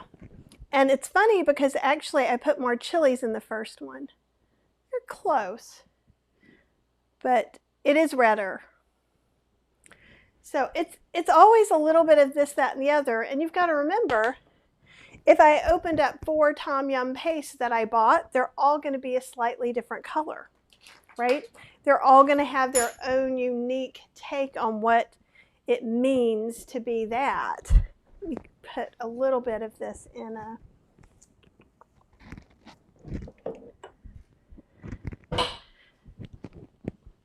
jar, because we're not going to use that much of it. And again, I love these little, take that out, and I'll show you from overhead. These little Rubbermaid containers, and honestly, you could use little jelly jars or something, but I really like these for freezing this kind of stuff, because you can freeze just a couple of small amounts and just pull it out. So you can freeze a tablespoon or 2, however much you end up using. And that, I think, can be really nice, because a lot of times what we do in class can be slightly labor intensive, right? I mean, it's not that bad what we're doing. It's going to make a little mess in your kitchen that you'll clean up, just as if you had made dinner and cleaned up. But when we do these pastes and things like that, so maybe 4 times a year you make this. If you go through a lot of it, you can make a double or a triple batch, and then you get to use your Vitamix for it. So there's all kinds of things that you can do, and that goes with almost any of the stir-fry sauces we've done, the fish sauces, anything like that. And it just really helps you kind of be prepared. Now, if you don't have a lot of food allergies or restrictions, there's nothing wrong with going and looking at the paste. And this is the tom yum paste I opened. Last night I got a different tom yum paste, which is a different color. Here we can, actually it looks more like mine, right? It's kind of in the middle. But this one has not so nice things in it. So what it has: sugar, salt, a lemongrass, sugar, salt, galanga, water, soybean oil, chili, citric acid, it has MSG, some colors, and paprika extract. Whereas this one, and it's the MAESRI brand, those I found to be much cleaner. Soybean oil, which you may not like, lemongrass, tamarind juice, dried chili pepper, garlic, lime juice, sugar, salt, shallot, lime leaves, and galanga. So, you know, there you go. You can find totally different ones anyhow. And we can look for exactly what we want. So both of them had oil. It's going to be really hard to find these kinds of sauces without oil. I wish that was not the case, but it is. Okay? So the other thing we're doing is drunken noodles. So these are just the paste. We're going to make the dishes in just a minute. I'm trying to get a few things, you know, kind of together somewhat. Let me sit this here. So what we're going to want to do is we'll look at these wide rice noodles. Now, I could not find these in a brown rice variety, But drunken noodles use the wide ones. And I'll show you the two I did get. And you can let me start the water as well. I'm just putting the kettle on, literally. Just like I do for soy curls, just putting the kettle on. And Joanne's saying that they're labor intensive, but I guess making a bigger batch and freezing makes so much sense. And here's the thing. Also, normally, unless you were having a party, because I guess I am making the Thai dinner party, but normally I would just make one of these probably, right? I make green curry, ta-da, and then I have some leftovers. Then maybe one night I'll make a soup, and we'll have a soup and a salad or something. I really like tom yum soup, that hot and sour, when I feel like I have a cold or something like that, so having some in the fridge. So you could just make a paste or a sauce a couple times a month, or rotate out which ones you do, and you would have a freezer full of things ready to go. So that's something else to think about. And it's labor intensive, but you can do shortcuts like tamarind concentrate and cut up lemongrass and things like that. So these are rice sticks. So they're rice noodles, which is awesome. This one's non-GMO, gluten-free. It just depends on where you are. So these are from Thailand, both of them. And they both have different instructions. So this one says, cook the rice sticks in boiling water for 6 to 8 minutes until soft. Drain. These say, for packed Thai and stir-fry noodles, soak rice sticks in warm water for 5 to 8 minutes until soft, then drain. Because you're going to cook them again a little bit in what we're doing. So I'm picking this package because those are the directions I want to follow. I've put the kettle on. I'm going to open this package. Perhaps without a knife. Woohoo! And let me let you guys see. So it's about a pound package of noodles. Hopefully I can preserve that. I'll let you see. They're just really pretty. They're just big, wide, wider than a fettuccine noodle, but not quite as wide as an egg noodle. And I'm hoping, actually, let's don't hope. Let's get a better, I think this might work.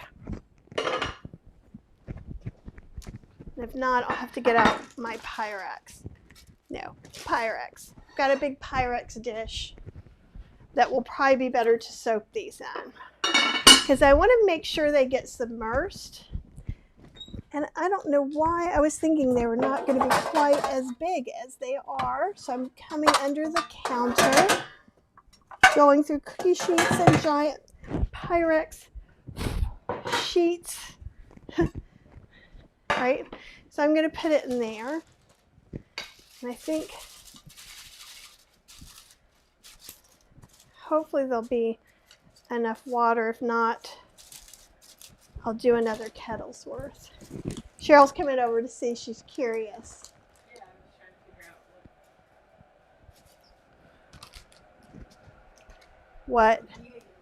out what the dealio. So I'm also going to go get a hot pad, because that's going to be a lot of glass full of hot water. Let's do this. Okay. That's why I get paid the big bucks. Okay. So one of the things we can do while we're waiting for that to happen is we can go ahead and start our green curry. And I think I'm going to go ahead and just move this whole thing right now over here on the stove next to the hot water. Clean?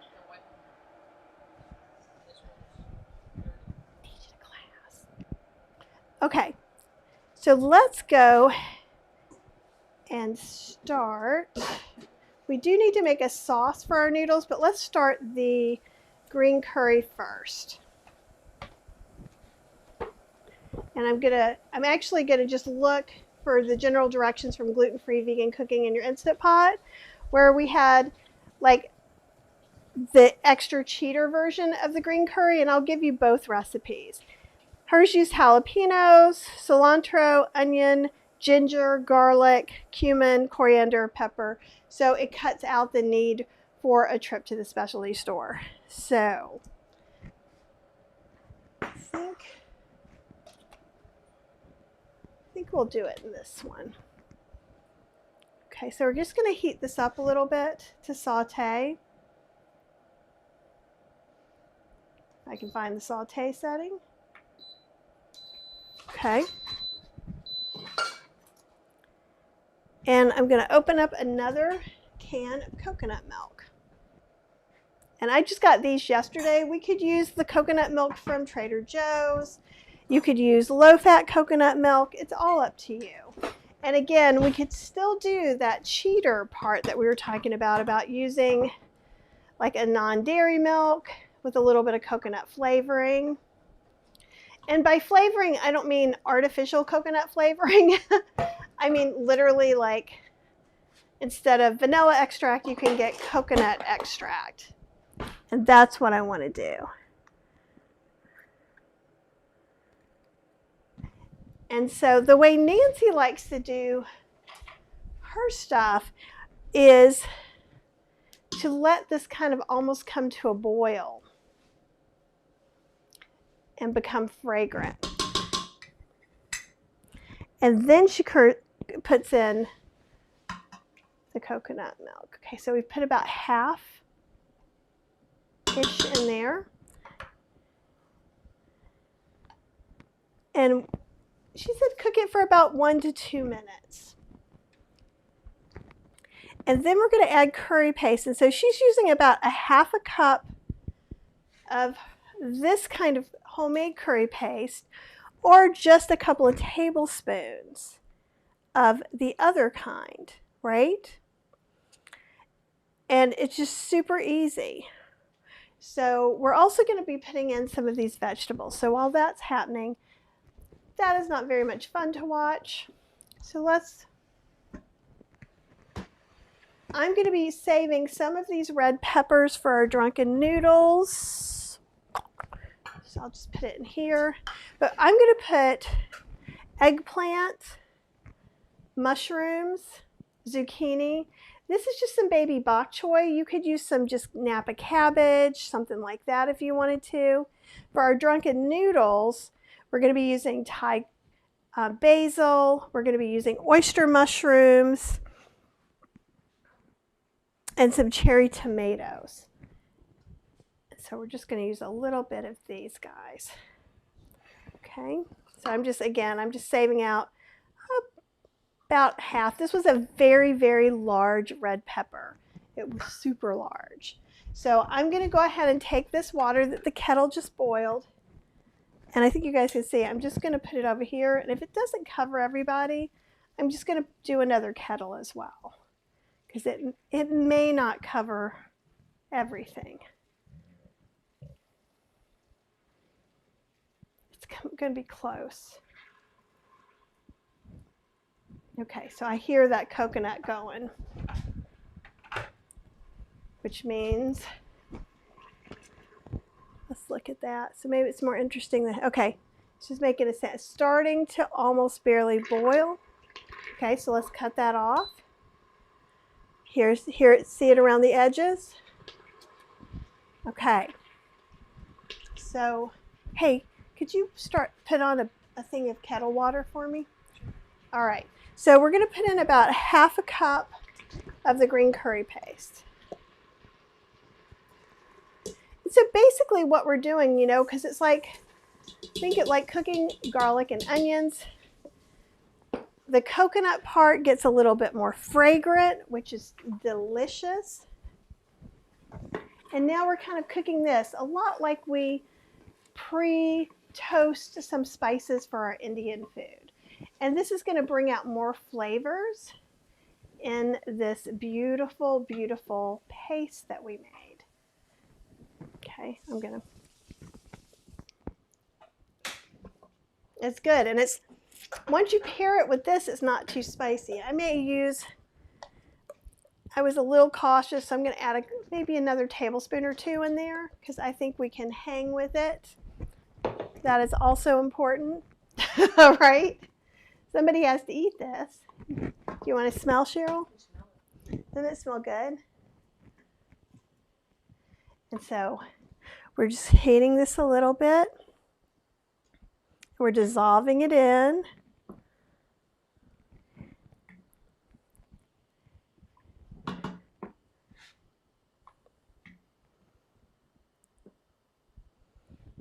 Okay, I'm going to put start on again. We're going to go back to saute. I'm going to make sure that I am on low saute perhaps. There we go. And I'm going to go ahead and put these mushrooms in. And here's the thing, you can put as much veggies in here or as little as you want. We should be safe. This is my one that tends to go, hello, I'm burning, when it's not burning. So it could give me a little bit of a burn message. We're going to be, if I find that that's the case with this one, then what I'll do next time is add a little extra liquid, a little extra water. You could add extra coconut milk. I'm going to go ahead and put these red peppers in there too. Is this like the one that you like to get at the cafe? It is the one I like to get when we go out to the Thai restaurant. And it's Nancy's recipe for the curry powder. So we're just getting it a little bit wet, right? And these veggies are going to give off more liquid.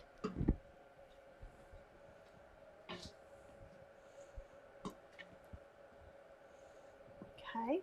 And this is not the same recipe as far as veggie wise as Nancy used. I'm going to go ahead and put in, she's also putting in a half a cup of water. So actually, I'm not going to worry either. And then let me get a half a cup of water because I have water right here in front of me.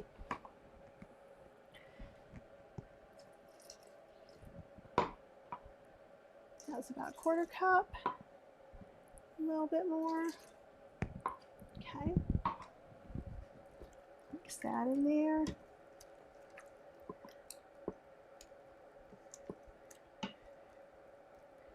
And I don't know if you noticed, but when you get the veggies at the Thai restaurant, they are rarely overcooked, right?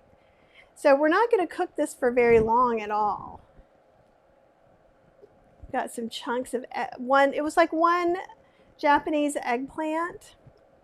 And then I'm going to put the other veggies on top because these are ones that I want to get a little more cooked. So I'm going to have those on the bottom. I know, Joanne, it is nice to have a sous chef today. That has been like a bonus. Okay, got that going in there. Taste as you go. And you could always add more of this homemade curry paste. Maybe like today, actually it still seems very mild. Like Cheryl can totally eat this, which is not normal with store-bought curry paste. So I'm gonna go ahead and do this. I hear the water boiling again. I need a little more water. And you're gonna cook it for your longest cooking vegetable. So I'm gonna go ahead and put some zucchini on top. There's a couple pieces of eggplant in there. I'm putting a lot of veggies in this because this is how I like mine. Now, if you like yours with double sauce, you could use half the amount of vegetables or you could double the sauce. And this is some baby bok choy. And again, you could use cabbage for that if you wanted to. You could put broccoli in here. And I'm going to just let these steam. So I am kind of making it so it does a little bit of layers, which I find can be really helpful. And we're going to cook this for about 6 minutes. So I'm going to turn it off, cancel, go to pressure cook, custom, take it down to 6 minutes, and then we're going to release the pressure right away and start. So if you have one of these newer Instant Pots that has a start button on it, remember, if you don't click the start button, nothing is going to cook. You're just going to come back and be sad and have to start over. Okay? So that's just how easy it is, which is pretty easy, right? To do that. It was just kind of amazing. So in the other pot, we're going to start making our soup. And if you didn't have a paste or didn't want to make a paste, you could certainly kind of make a broth by simmering galanga, lemongrass, some of those things, and let that broth enhance, or use a paste. So think of this kind of as Thai bouillon for this particular soup. And it smells so refreshing. So I'm just going to go ahead and make sure our noodles are all the way covered.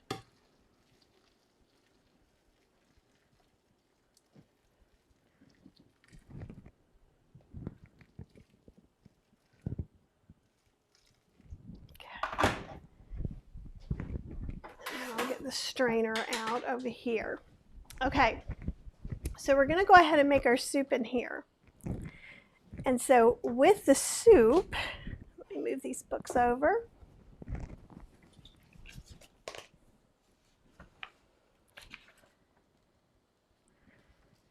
Okay, we're going to put some mushrooms in here. So in fact, I should have cut up some more mushrooms. So let's do that really quick. I have a lot of different kinds of mushrooms all around right now. So let me get the cutting board back.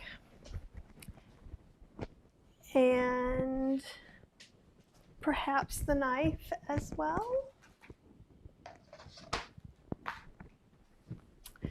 Cheryl may have washed it. Yes, she did. Okay, and I can show you because I'm actually keeping a little container right now with the mushroom stems, because a lot of shiitake mushroom stems are kind of thick and not real pleasant. So I'll cut off some of that, and then I'm going to dry them in the dehydrator and make mushroom powder with them. And mushroom powder is great as a stock. And so how many shiitakes is really subjective, right? Because look how big and thick that one is compared to this one. So I'm going to say 6-ish shiitakes in general. Let me get this guy. So this one's smaller, so I can tear the stem out if I want to. With the bigger ones, you're going to need to really kind of, finagle it a little bit more. Okay.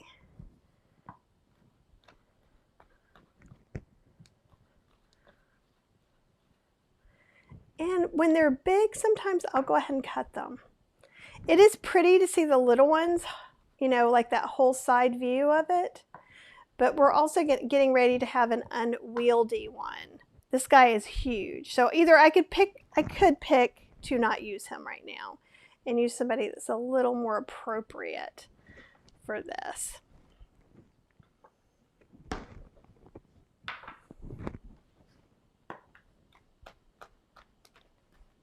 This one's pretty thick still for a shiitake. Okay, Max says it's very thick. So I think we're probably going to use a cup. I love mushrooms, like love, love, love them. Cheryl can be on the fence about them sometimes. And if you see a place that looks a little bit ick, then just take it to the side. You don't have to use it. These are, that mushrooms are not good when they're not dry. They're starting to feel a little bit too wet. Maybe they start having a musty smell or have some mold on them. Usually they get wet and gross long before they're bad. Okay, and Joanne bought some baby bok choy. Baby bok choy is just the cutest. Actually, I should show you too that, and you could use regular bok choy, but I mean, look at that. It looks like it's like the puppy of the veggie world. It's like, aw, look at that bok choy. And with those, I just cut them in quarters, and then I did decide to cut the leaves a little bit because they were very leafy and wonderful. We're also, And typically in this there might be chicken, so we could put some soy curls in here. Or shrimp. Shrimp is often used, so you could use a vegan shrimp. Oh, I love this. This class is a feast. Why, thank you. I appreciate that. We're also going to put some tomatoes. Okay. Oh, and a couple of others. So this is the kind of cabbage that I bought that before I got the baby bok choy that I was going to use. This is typically what's in there. And I found fresh baby corn, but I didn't really want to use it necessarily in this class because I think we need to cook it a little bit extra. I wasn't sure if the cooking method we're doing would cook it all the way. So I want to experiment with it, but I was like, I've never seen fresh baby corn before. Maybe you guys have. And I just got some of my Nemesis cherry tomatoes that usually I'm not a fan of. But we're going to use, they're like grape tomatoes. We're going to put the cilantro off to the side. And we'll cut some of this up for the soup.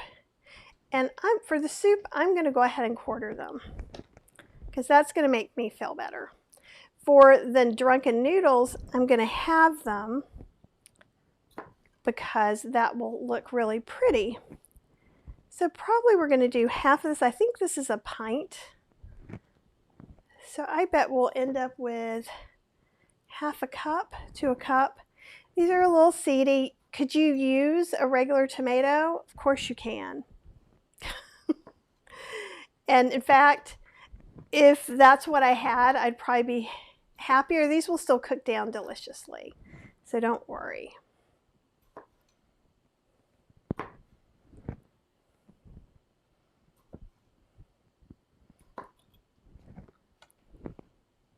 Yeah, I think we're using about a cup.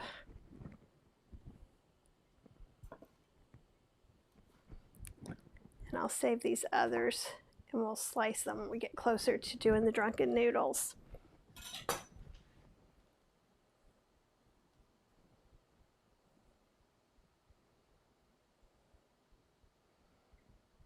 Okay. So what we're going to do, move these out of the way. There's a lot of moving things out of the way. Oh, I should also probably check on my noodles.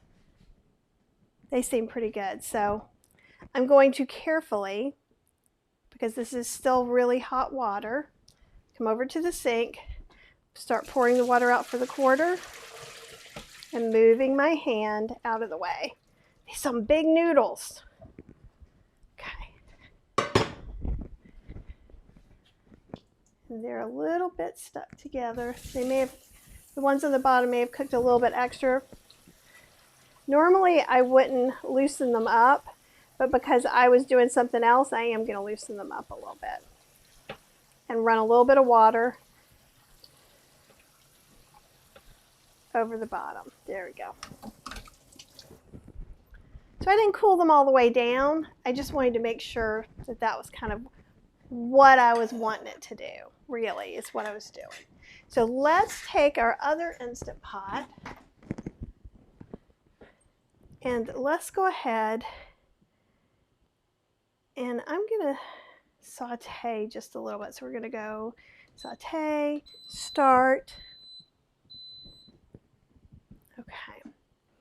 And I'm going to put just a little bit of water in there because this pot's been getting a little bit weird.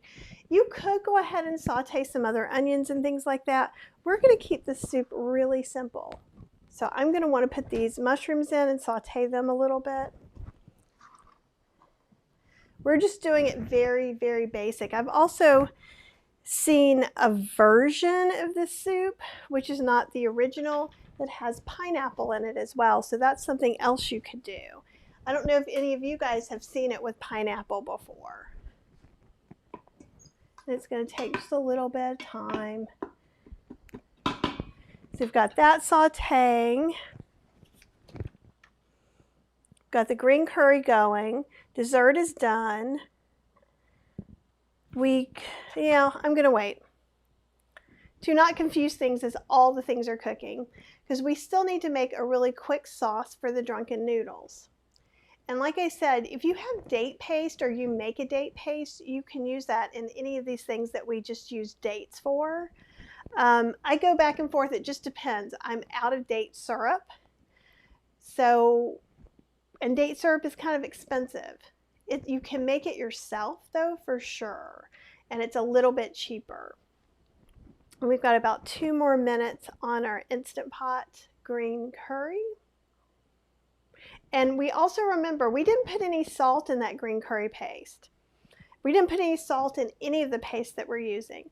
If you like it with salt, you can totally salt it to taste. I find it's a little easier to salt the dish after I cook it to taste.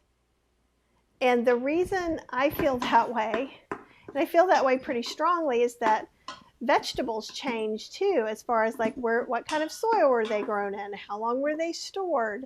And I think if you salt at the end, you're going to get a better dish every time.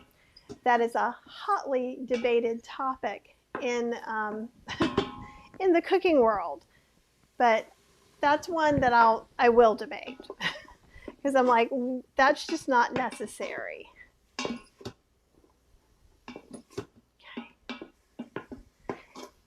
And the other thing, actually there is one more thing I need to do, which is to get the tofu out. You don't have to put tofu in any of this. Actually, maybe we'll just do this all vegetable. What you would do if you wanted to put tofu in the drunken noodles and or the curry is you just toss it in some cornstarch, potato starch, tapioca starch, or nothing. You could also just cut up the extra firm high protein, which just means you don't have to press me tofu into cubes. Put it in your air fryer or a hot oven for about 5 to 10 minutes. Shake it 5 to 10 minutes and it'll have a little crust on it. Then you can just drop it right there in the curry and it's going to seem just like you got it out. And that to me is very exciting. We probably could have added some more. There we go. Put these tomatoes in there. Let those cook off a little bit. We're making appetizer size parts. You know what? I'm going to put more mushrooms in. I'm feeling the need. So let me get a couple more of these in here. And that way I'll finish off this.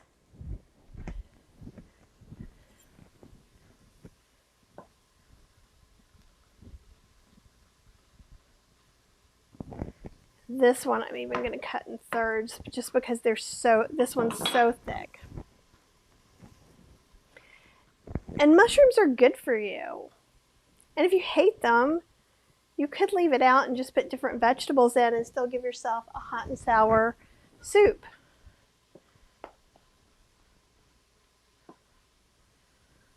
Once I saw them cook down, I feel like there wasn't enough for me not to put a tofu or a soy curl. And we could put soy curls in here because usually when you get a choice of a soup at a Thai restaurant, you get your choice of protein in there.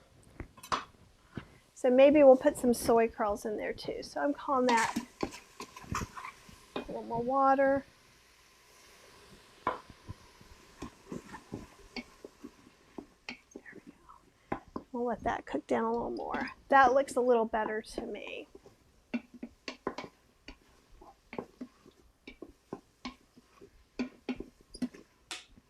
I think I have an errant cilantro stem in there. That should just make it more delicious.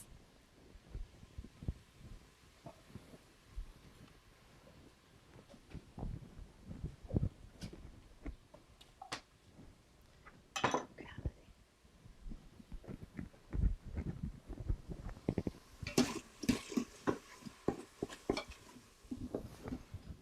I know I had some soy curls in my very hand not that long ago. Yes. Huh? Not yet. But you can always check back soon. Okay, I think we're just going to put a little bit of that, and also I'm going to get some more water. Maybe like 4 cups of water. I think would be a good place to start. And this could be broth. I'm going to actually add a little nutritional yeast probably, since I'm making chicken tom yum soup. And it takes a little while for the filtered water to come out. 2.5 cups. And often in the grocery stores you can get like Thai broth, and that usually has lemongrass, ginger, things like that already in it. So it's a lot like our paste. Okay, I'm going to turn the saute off. I'm going to add in this water. Usually it's a fairly brothy soup, so in fact I may add another 1.5 cups of water, since we're going to put in some soy curls. If we weren't putting in the soy curls, I would stop there. But I'm going to put another 1.5 cups.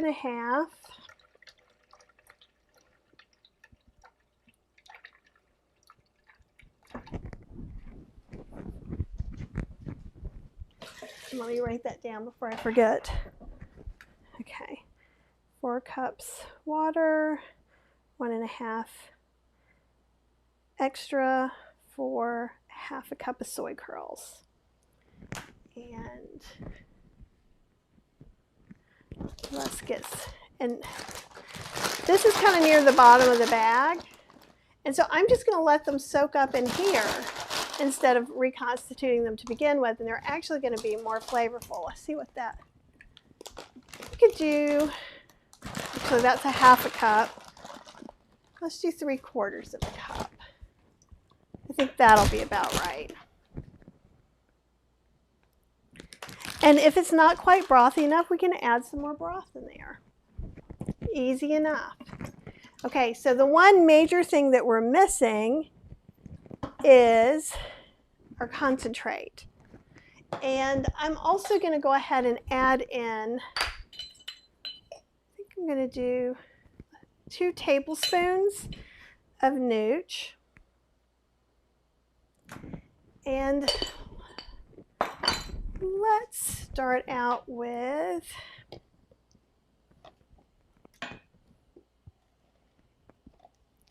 let's try 2 tablespoons of that, of the tom yum paste. I'm suspecting that's not going to be enough of the homemade paste.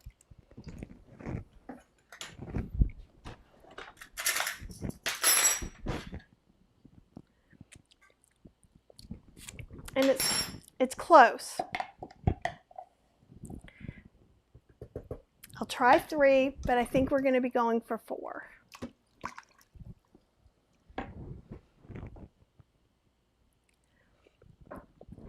Yeah, it's a little hotter, so it's getting a little bit hot, but remember, it's hot and sour soup. And I think if I scrape this out, this will be my other tablespoon. So 4 tablespoons of the paste. Your mileage can vary, right? You can be like, I want less, I want more. You can change your paste to be less spicy or more spicy than mine. And that's the beauty. That's truly the beauty of making these things yourself, is that then it gets to be what you want it to be. Okay, let me try it one more time. Have another spoon out here. Oh yeah, now that tastes right. I'm also going to go ahead and add some salt to it. Just because the soy curls are cooking, I'm going to put a whole teaspoon of salt in there for me. And this is where you could do something else. You could do a soy sauce. You could do Bragg's. You could do the plain salt substitute of 1 tablespoon of garlic powder to 1 tablespoon of garlic powder, 1 tablespoon of onion powder, 1 teaspoon of ground celery seed. Would work okay. It's not ideal in this, honestly, but it's if you need something. The tamarind gives it a really nice tang. Let me go ahead and give that another taste. Make sure the salt's about right. So it's a little extra salty, but I want that because I want the soy curls to soak up some of that as well. So it's a little bit different situation. Okay. So I'm going to cook this for about 5 minutes. And if it dulls the paste too much, we'll just add a little bit more at the end. So that's something else we can do. So let's take a look at our green curry. 1 teaspoon of salt. I'm trying to see, make sure I haven't left out anything. We'll garnish it with cilantro. We can also garnish it with a little bit of coconut milk, but we don't have to. Okay.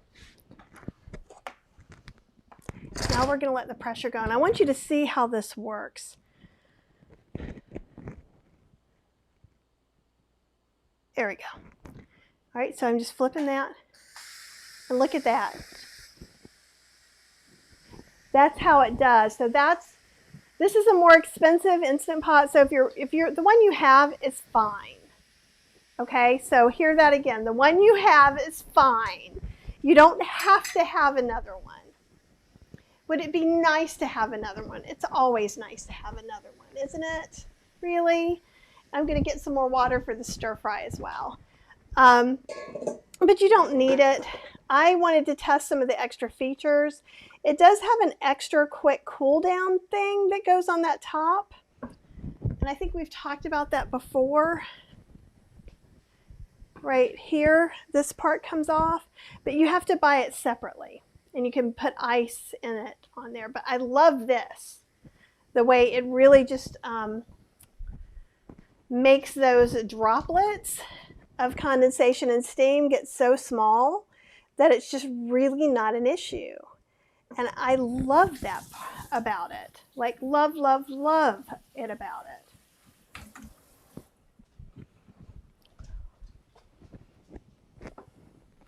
And it's going to go down for a while, so I'm just getting ready for the next thing.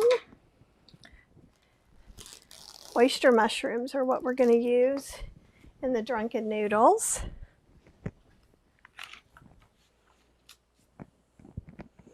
We're going to use a little bit of onion, red pepper. We could put in other vegetables. We could put in tofu, tempeh, soy curls, just like you can order different things. There we go. I heard it kind of want to drop, and sometimes it'll stick ever so slightly. You may not be as used to touching it, hot things as I am. Just use like the end of that, and you can touch it. It'll easily go in if it's ready. Maybe the bok choy could have cooked. I didn't have my fan on today. All right. Let's get a stir and look at this. And we need to add some salt to it. See, look at that. I think it looks great.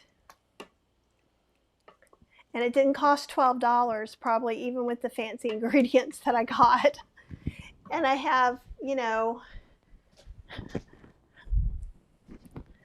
a cup and a half of paste left over. I have enough probably for 2 more out of the paste I made, which is pretty awesome. And I have leftover lime leaves as well. So let me get some spoons to be tasting on this.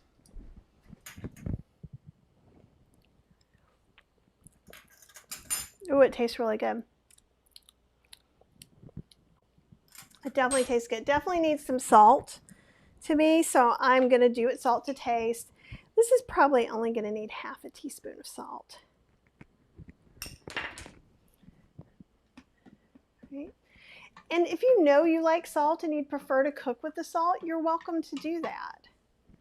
This is your dinner, and you get to be in charge of it.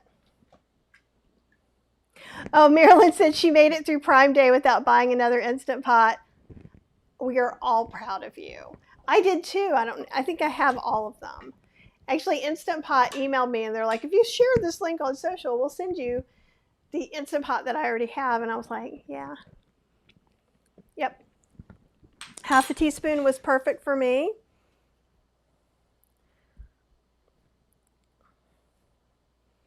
And also we put in, I'll figure out how much of everything we put in. And it's great. Cheryl, would you come taste this? Okay, that is on.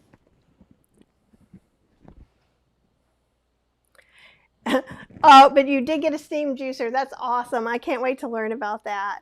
I just got the pasta maker and I got a stasher bag, which we'll talk about that another time too. I got a pair of shorts. You are on camera this time. It's okay. I'm just letting you know. Does that remind anybody else of a baby bird? That's good. It's not too hot or spicy. It's got a lot of flavor, huh? Look, it's like bok choy, red peppers, some mushrooms. We could have put tofu in it, or we can put tofu in it when we heat it up. It looks just like the one from the restaurant. Yes, it does. We could have put carrots in there. We could have put broccoli in there. We could have put 80,000 different vegetables in there. So no, I use shiitake mushrooms. Those are going to be in the drunken noodles. The only thing you shouldn't be able to eat is the soup, but we'll see what happens with this paste that I'm looking at for the drunken noodles. It could go a little awry. So I'm just going to actually move this away. You make me a little batch of that. The life of not a mom. All right? The life of not a mom. All right, so green curry's done. Mango sticky rice is done. Tom yum is cooking. Drunken noodles. I've got a few things to cut up and saute. We're going to cut up those grape. And again, we could put tofu. We could put soy curls. We could put tempeh.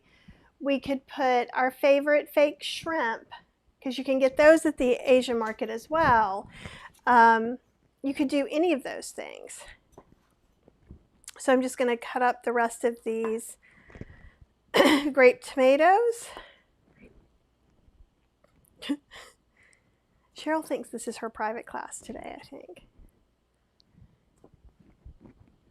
And there are going to be bigger onions that you're going to have to pick out of this too. This is, when you hire me for a private class, then I can make it exactly the way you want it. You're getting a nice dinner anyhow, aren't you? She's sassy because she's been doing the dishes. But this will make it a little bit prettier.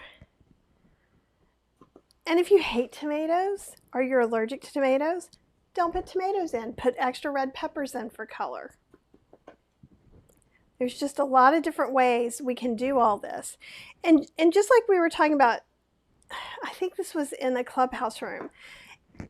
I walked through Trader Joe's to see what new thing they've frozen in the frozen section, and I'm like, I can freeze it. If Trader Joe's can make this and freeze it, then I can make this and freeze it. And I kind of do the same thing, like if the Thai restaurant, and I may only make half the noodles actually in this because it seems like it's going to be a very, very lot. And I only have that pan. That's my biggest pan for the induction burner. So we may only use half of these noodles. Cheryl will be happy about that. Okay, so I've got these beautiful oyster mushrooms. And in fact, I didn't get these at H Mart. I ran to Li Ming's earlier because theirs was wet. See how that looks almost wet? But aren't these just beautiful? So I'm really kind of using mushroom as my protein in this. Let's see, we might want to do, maybe we'll do them all. So I'm just going to kind of tear them a little bit and let them stay whole. If they're small like that, I might keep some of them together.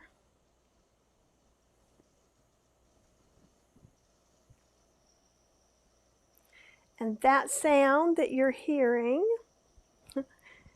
is the other pressure cooker trying to come up to pressure.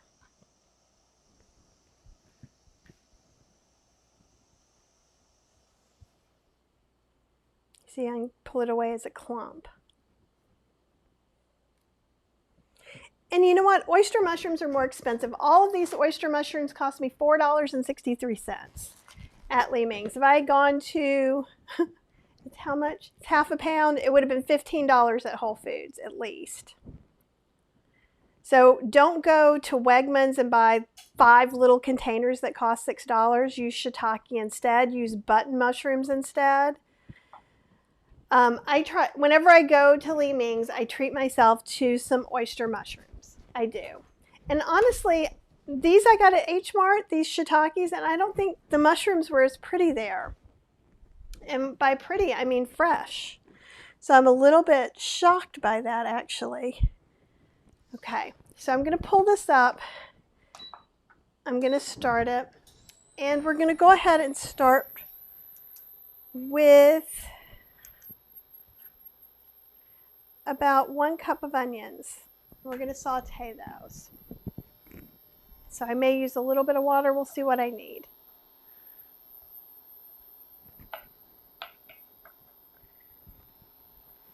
And while those are sauteing, and we've got this to the side, I am going to make a sauce. Let me move this out of the way, and I'll get the view a little bit less cockeyed for you. I'm going to move these over to the side. I'm going to put just a splash of water because I'm doing other things. You can certainly water saute or just dry saute. But honestly, for me, when I'm doing cooking classes, it makes a lot more sense for me to throw some water in there so nothing gets burned. All right. Oh, that's true too. So, Marilyn says she likes Cheryl's haircut. She got her haircut by a real person. I still have to go. I think I'm about ready to go to a real person now. And Joanne says she made it through 2 days. No Instant Pots, no air fryer. She just went sailing. No, Joanne, we're not jealous of you that much. But maybe we are. But that's okay. One day you're adopting me, and I'm going to have all of that. Poor Joanne. She's like, how come I'm adopting a middle-aged person? There's no choice in that. But I will cook for you. But you love cooking, so I don't know that that's a bonus for you either. Okay. And you could cut up the onions smaller. I'm putting them in big just because I cut them up big for all the pureeing. I cut mine small because Cheryl will whine. She's going to whine about these. And, you know, life is the way it is sometimes. Let me find a nice, here we go, a dressing container. And we'll get some of this sauce stuff. So we're going to use a vegan fish sauce. And if you remember, we made that in our sauce class. So if you're a Kathy's Cooking Club member, you have access to go back and watch that now. I'm going to use some tamari. Because it's gluten-free, you could use soy sauce. I have some extra in case I need it. We are going to use some vegetarian oyster sauce. Now, I've not made vegetarian oyster sauce. It's usually kind of a mushroom base. This one has a lot of things that you probably don't want in it. So let's talk about that for a second. Until I develop one, which I will try to do, it's almost a dark caramely. You could probably put in some dates, make a date syrup or a Worcestershire sauce. Traditionally, this sauce is made with a dark soy sauce and a light soy sauce. I can't get those gluten-free, so I'm just going to use tamari. So,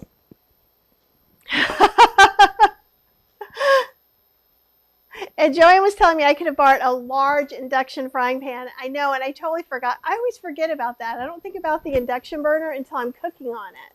And I almost always only cook on it in lives or in class. Okay. All right.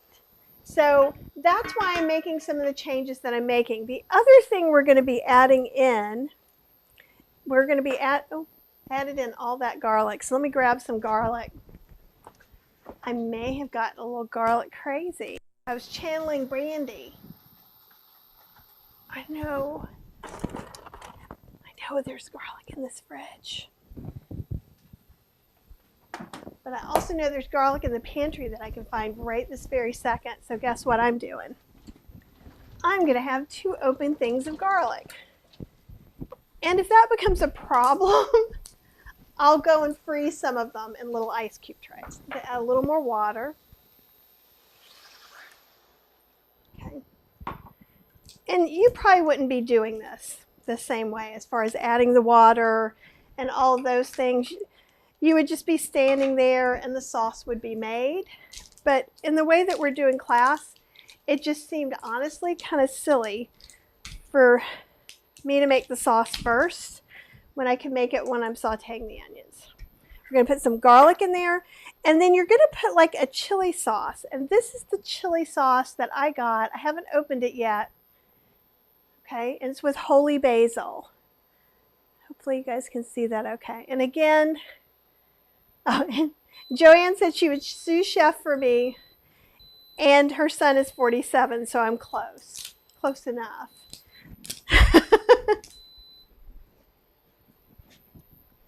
Does your son cook too? Maybe we can both hang out there. Oh, this is very interesting. It is seriously hot.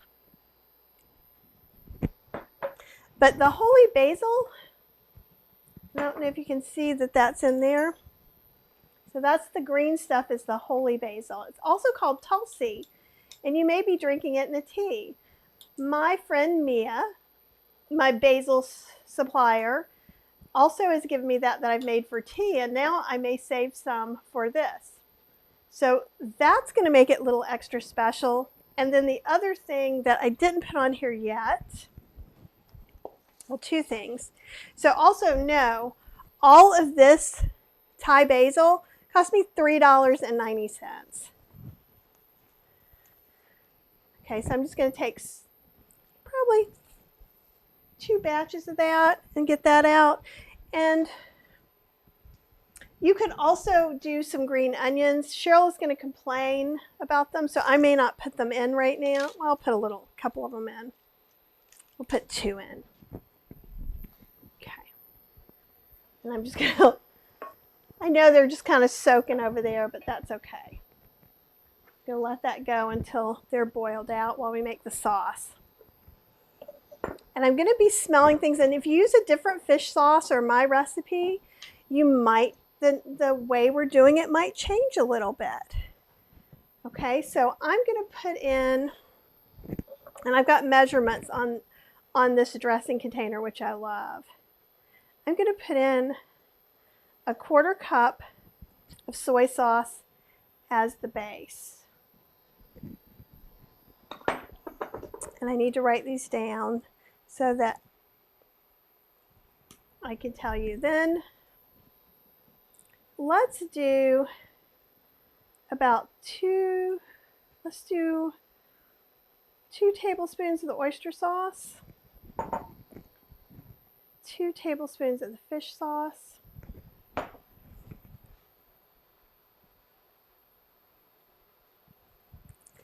we're going to put in about a 1/2 teaspoon of minced garlic.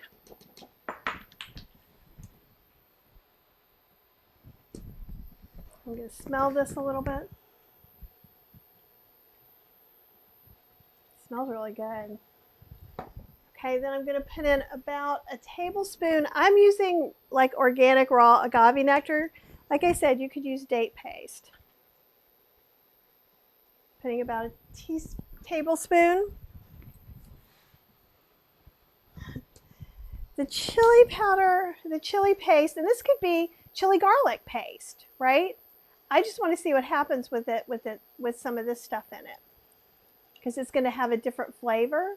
So let's start with about a 1/2 teaspoon, and let's see if that kills us. And you would be able to change that as you see fit. Okay? What I like about this, and they have a smaller one, is you just hold this and then you just shake it.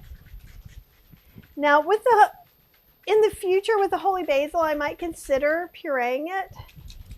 But the whole thing is, these are drunken noodles. I'm supposed to be making these while I'm drinking.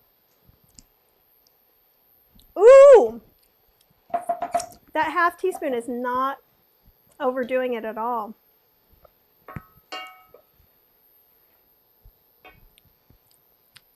So I think I'm going to go ahead and put a whole teaspoon of this in there. Now realize that if you're using something else, like if I was using chili garlic sauce, I wouldn't go, I'd taste it. Use half of what you think you need and then go from there. Okay. Trying to think of where I'm going to stick that. And remember, Thai hot is a special kind of hot. So if you're getting Thai peppers and things like that, don't do what I did with the jalapeno and some other things. I mean, they can get very spicy. Like even those little red ones that I have are really, really pretty spicy. Okay. So I'm going to pull this back. We're going to throw in, I'm going to try and not break anything. We're going to throw in those red peppers. And I'm also going to go ahead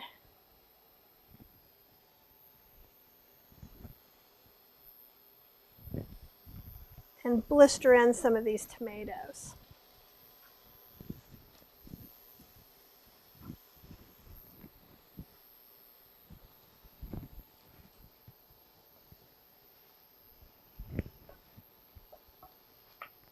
This is also why I'm going to call mine a half of recipe.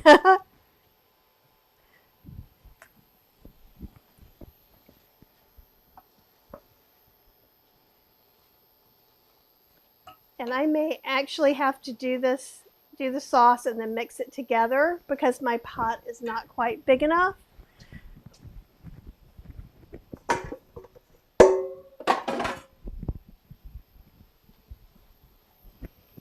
So we'll get ready for that. While these are cooking, I'm going to go ahead and let me go ahead and put some of these mushrooms in too. I'm running out of room, people. I could use less mushrooms, but we'll use a little less mushrooms. I'll save them for a salad or something. If you have a really big pan, you totally. And actually, maybe as these cook down a little bit, I'm doing it this way. I'm just feeling very stubborn.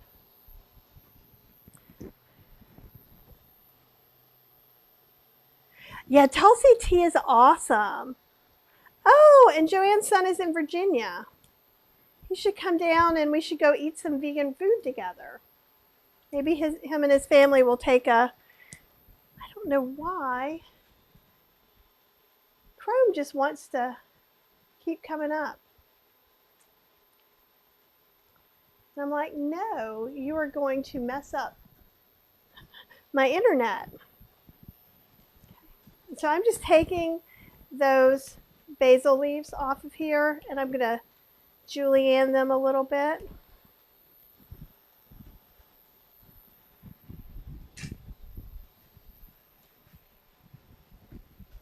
Once I find my knife. And our soup is done too.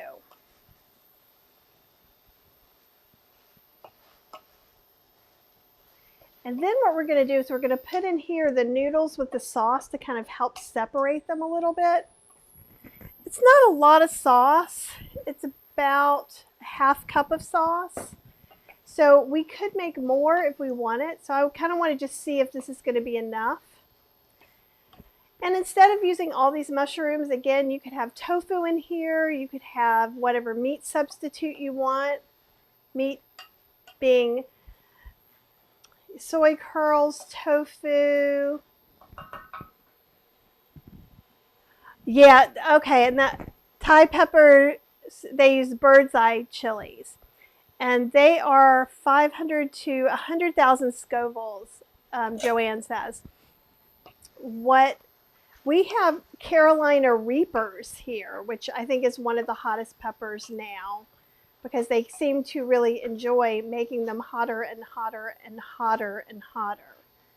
See, to me, using mushrooms as a meat substitute, we're going to get a lot of really good flavors from here that we wouldn't get from tofu or even the soy curls. Remember, we have to put flavor into those. Mushrooms give us flavor out.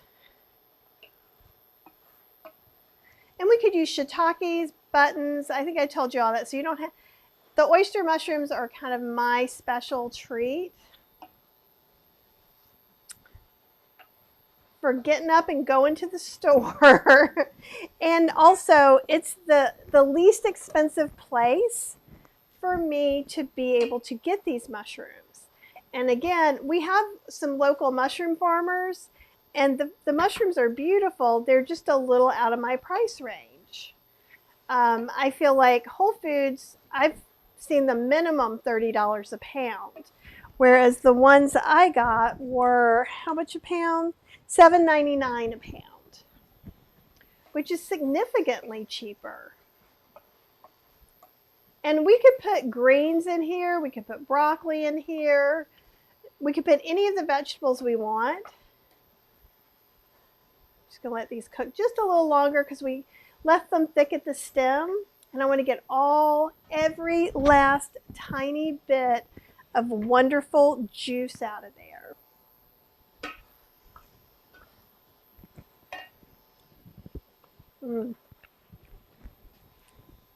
I just ate an onion that fell out, and you can already taste some of the good umami from the mushrooms and the tomatoes.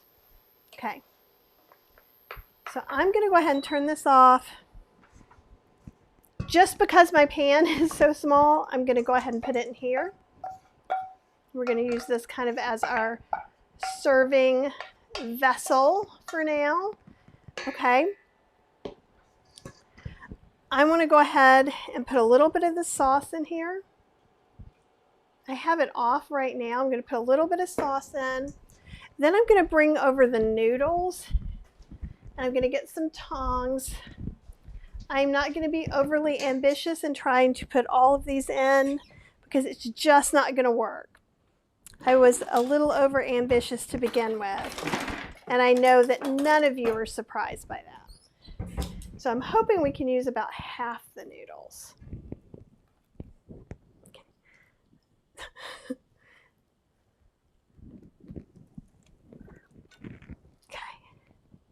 And then I'm just going to warm them up a little bit once I get them in there, warm the sauce up and toss them a little bit.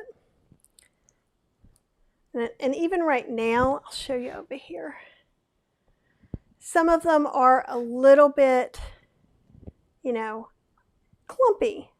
I could also rinse it a little bit, but I'm hoping I can kind of get them to unclump a little bit in this sauce. And I'm going to use however many fit in the pan, which is probably about half. And Joanne says my oyster mushrooms look like chicken, and they do. Mushrooms are really underutilized meat substitute. And the thing that it does that nobody else does, noodles are good, is it brings flavor to the table instead of takes flavor away. And I think that's something we don't think about as often as we should, honestly. Okay, I'm going to pour the rest of the sauce kind of around in here. I could have, like I said, I could have rinsed these noodles a little bit more. We can add some more sauce. I could also try and get every last drop of this sauce out. I could put just a little bit of water in here and rinse it around. And if I'm making just enough sauce, a lot of times I'll do that.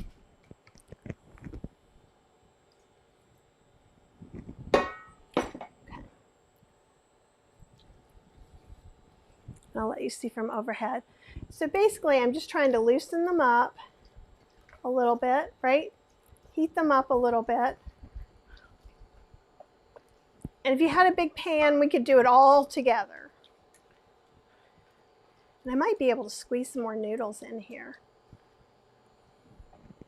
You know I'm a crazy person and I'm probably going to try it.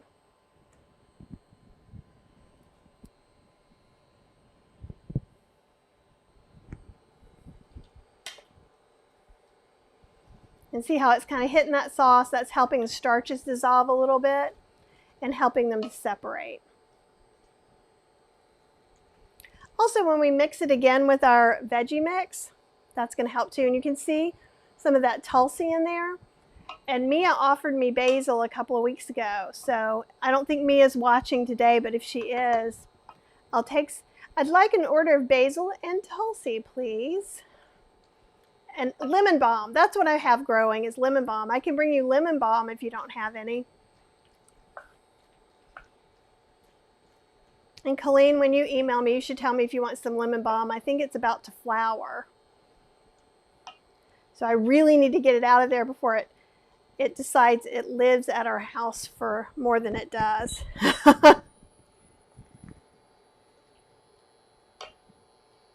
See, we still got some of that beautiful sauce in there. And when we put it all together, it's going to be really, really good. So this is about how many noodles I'm leaving off to the side. So when I write up the recipe, I'm going to tell you to use half a package because it made a lot more noodles than I was expecting.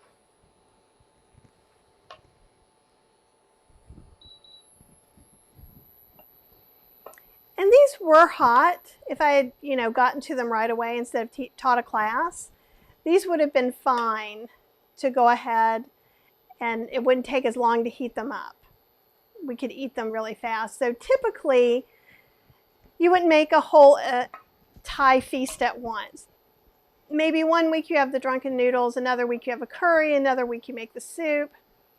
But you know what? Last year was a tough year. So I say let's go for it. That's what I say. See, there's a couple of noodles that are still stuck together. So I'm trying to get those down more to the bottom where the sauce is. And see how when I get the noodles from the bottom, they seem way more separated, right?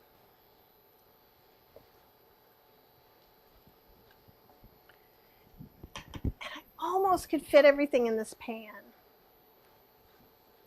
I could try. Let me try, because then if it doesn't work, I think I can get it.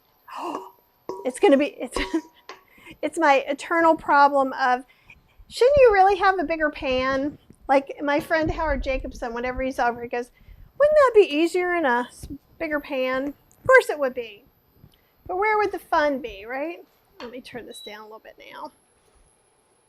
And I may add some water because I've cooked it a little bit more. So all those flavors are there, but I don't want anything to stick. Obviously, if you're using oil, you don't need to add the water. But honestly, I don't think this needs any oil. And if you're using some of these condiments, you're getting small bits of oil for sure. And see, this looks great to me. So let me move this over.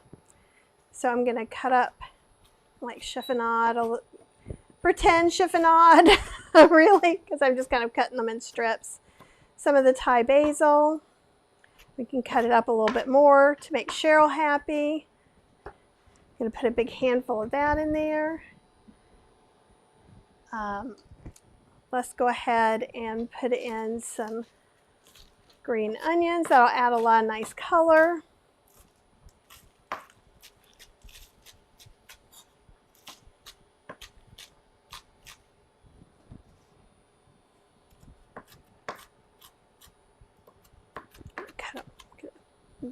Mince them a little bit. Handful of that in there.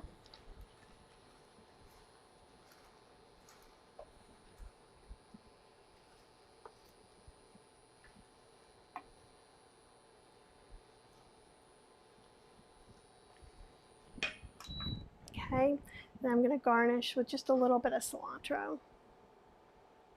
But you could put other things on there. You could put peppers. You could have sliced fresh Thai peppers on there if you like hot food. Traditionally, this dish is hotter than I am making it. Hey Cheryl, do you want to try this? I think, and I'll try it first. But it's just, it's such a nice, easy, yeah. Marilyn says we're going to have an amazing supper. Absolutely, we are. We're going to have an amazing weekend meal where I don't cook anything else. So I was trying to clean so we can just eat. Oh, okay. Well, you can keep doing that. Joey says she loves the look of the veggies and the mushrooms, and I think it does make this kind of beautiful contrast. And again, if you get to this point and you're like, that's not enough sauce for me, just next time make double, or we can just go ahead and add some other things in there. Here, let me get some forks. Here we go. I'll get a piece of mushroom. Okay. It's going to be hard to. Why don't you just put it on a little plate or something? Because, Getting an onion in there. well, this is for me. Here, why don't you pick out your bite since you don't want an onion? I want that mushroom. That's a big bite. Oh my God.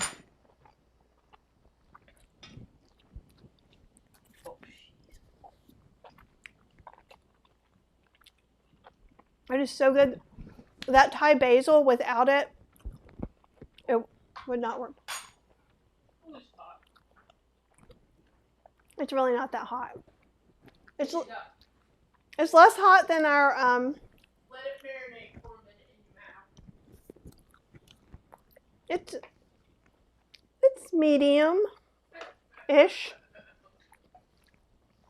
Cheryl ordered mild Indian yesterday, so we got okra and cumin potatoes. This is out at the H Mart, right? Not home making dinner. And she asked them for mild because we were going to share them, and they were really, really, really spicy for me. So I can't take like Thai hot or anything like that. I used to be able to, but this has got a little bit of spice to it. If you're a person who really likes spicy food, you're going to be like, this is ridiculously mild. I would really. That anise or whatever it is in there. It gets in the back of my throat. That's the basil, and it's not spicy. There's something in there. So there is this. You want to smell this? Flavor. Smell this? It's not this. This is really hot, so smell it from far. But that's not what you're tasting. No, I get this licorice. But this chili paste with holy basil leaves, which is also called porkwan. It does have some oil. It's 37% holy basil leaves, 36% red chili, soybean oil, garlic, water, sugar, and salt. So you could also use like a chili puree and just put some holy basil or tulsi in there, and you'd be good. So, okay, the one that's really spicy. So pick from the bottom where the juicy stuff is. Well, pick from the top where the juicy stuff isn't and try it.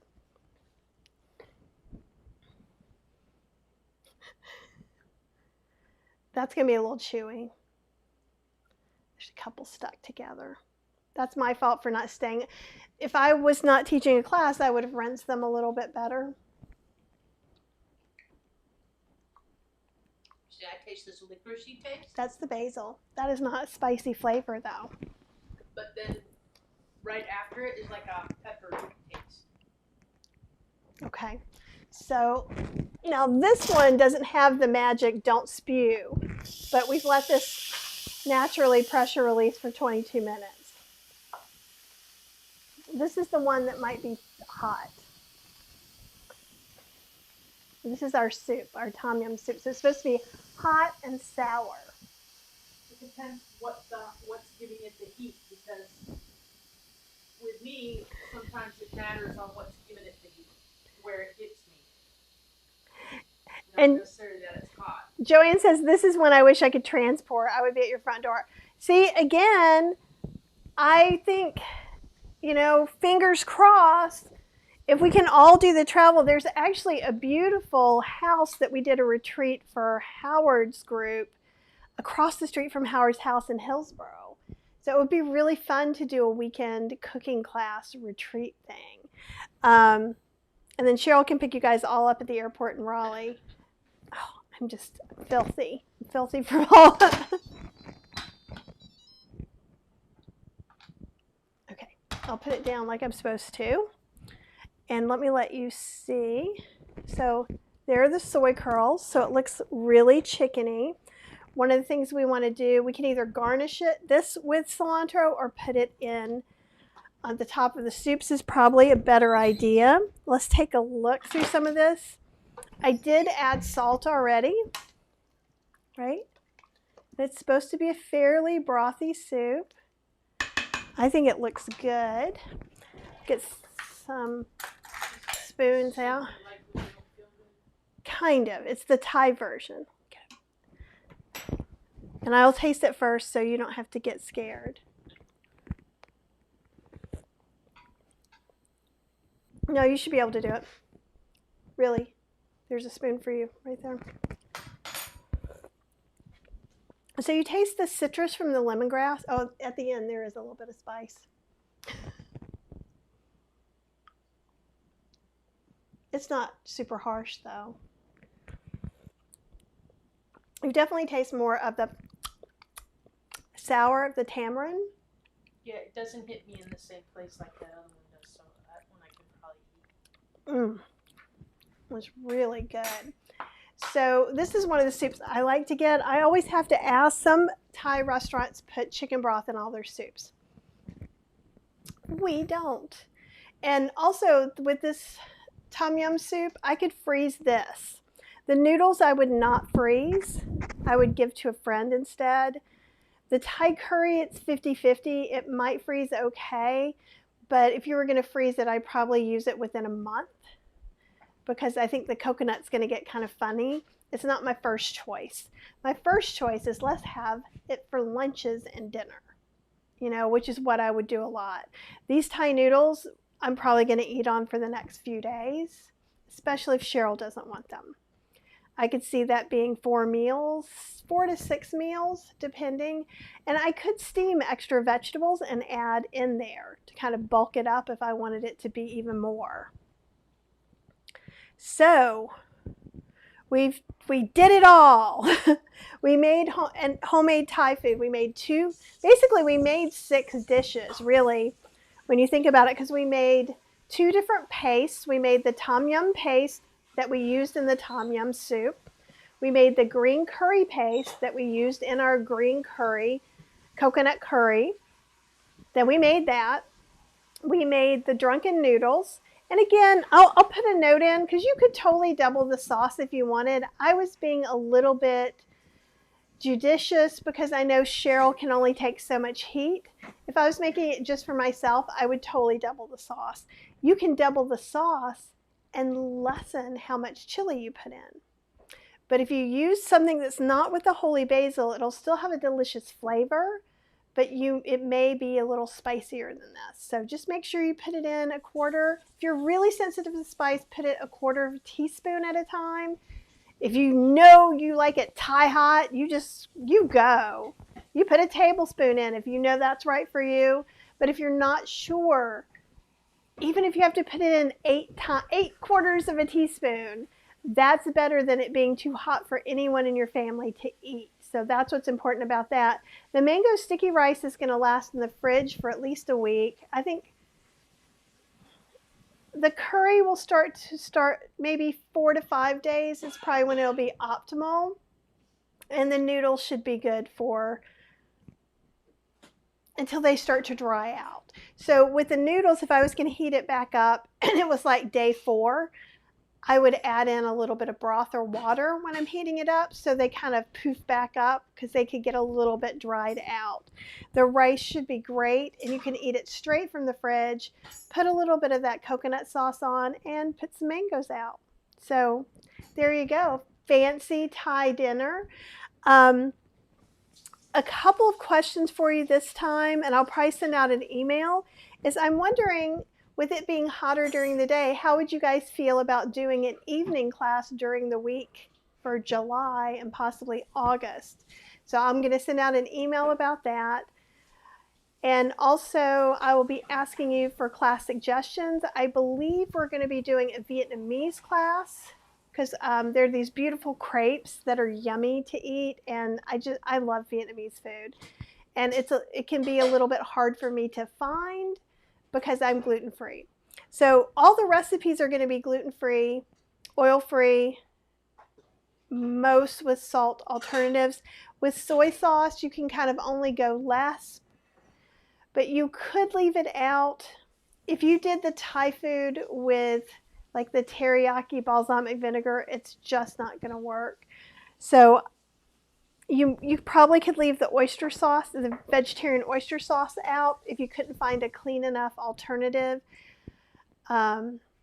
It's just been slow going for me to get to making the salt-free soy sauce alternative because it won't be exactly that because it needs to age and things. But if there's some other condiments that you know you've been missing out on that you want, first, if you're in Kathy's Cooking Club, I think there's 2 to 3 classes that are just like condiment classes. Like we make date ketchup, we make the fish sauce, we make Worcestershire sauce, we make all of those sauces. So you can go and look there because then you can find some that are going to fit in your diet a little bit better. And they last for a couple of months in the fridge because they just do. There's not much in them to go bad, really. And I think that's all I can think about. If you guys have any questions, I've been trying to like play it out a little bit. But there's your Thai extravaganza, and I'm going to go eat the Thai extravaganza. And I will be sending you an email soon looking for dates for July classes and looking for your ideas for summer and fall classes. So get your thinking cap on so that I can give you the classes that you want to get. If you're watching the replay of this, even if it's a year from when the class started, if you have some feedback, if you have some recipes you're looking to be developed, or that you need, I may be able to point you out. You might not be able to find them yourself. And you can always email me at kathyhester@gmail.com if you have questions. If you're watching this in the Podia class, you can put a comment down below and it comes directly to my email. So do either one that you want. And I am just super excited. Thank you guys so much for taking the class, and I hope that you enjoy your homemade Thai food.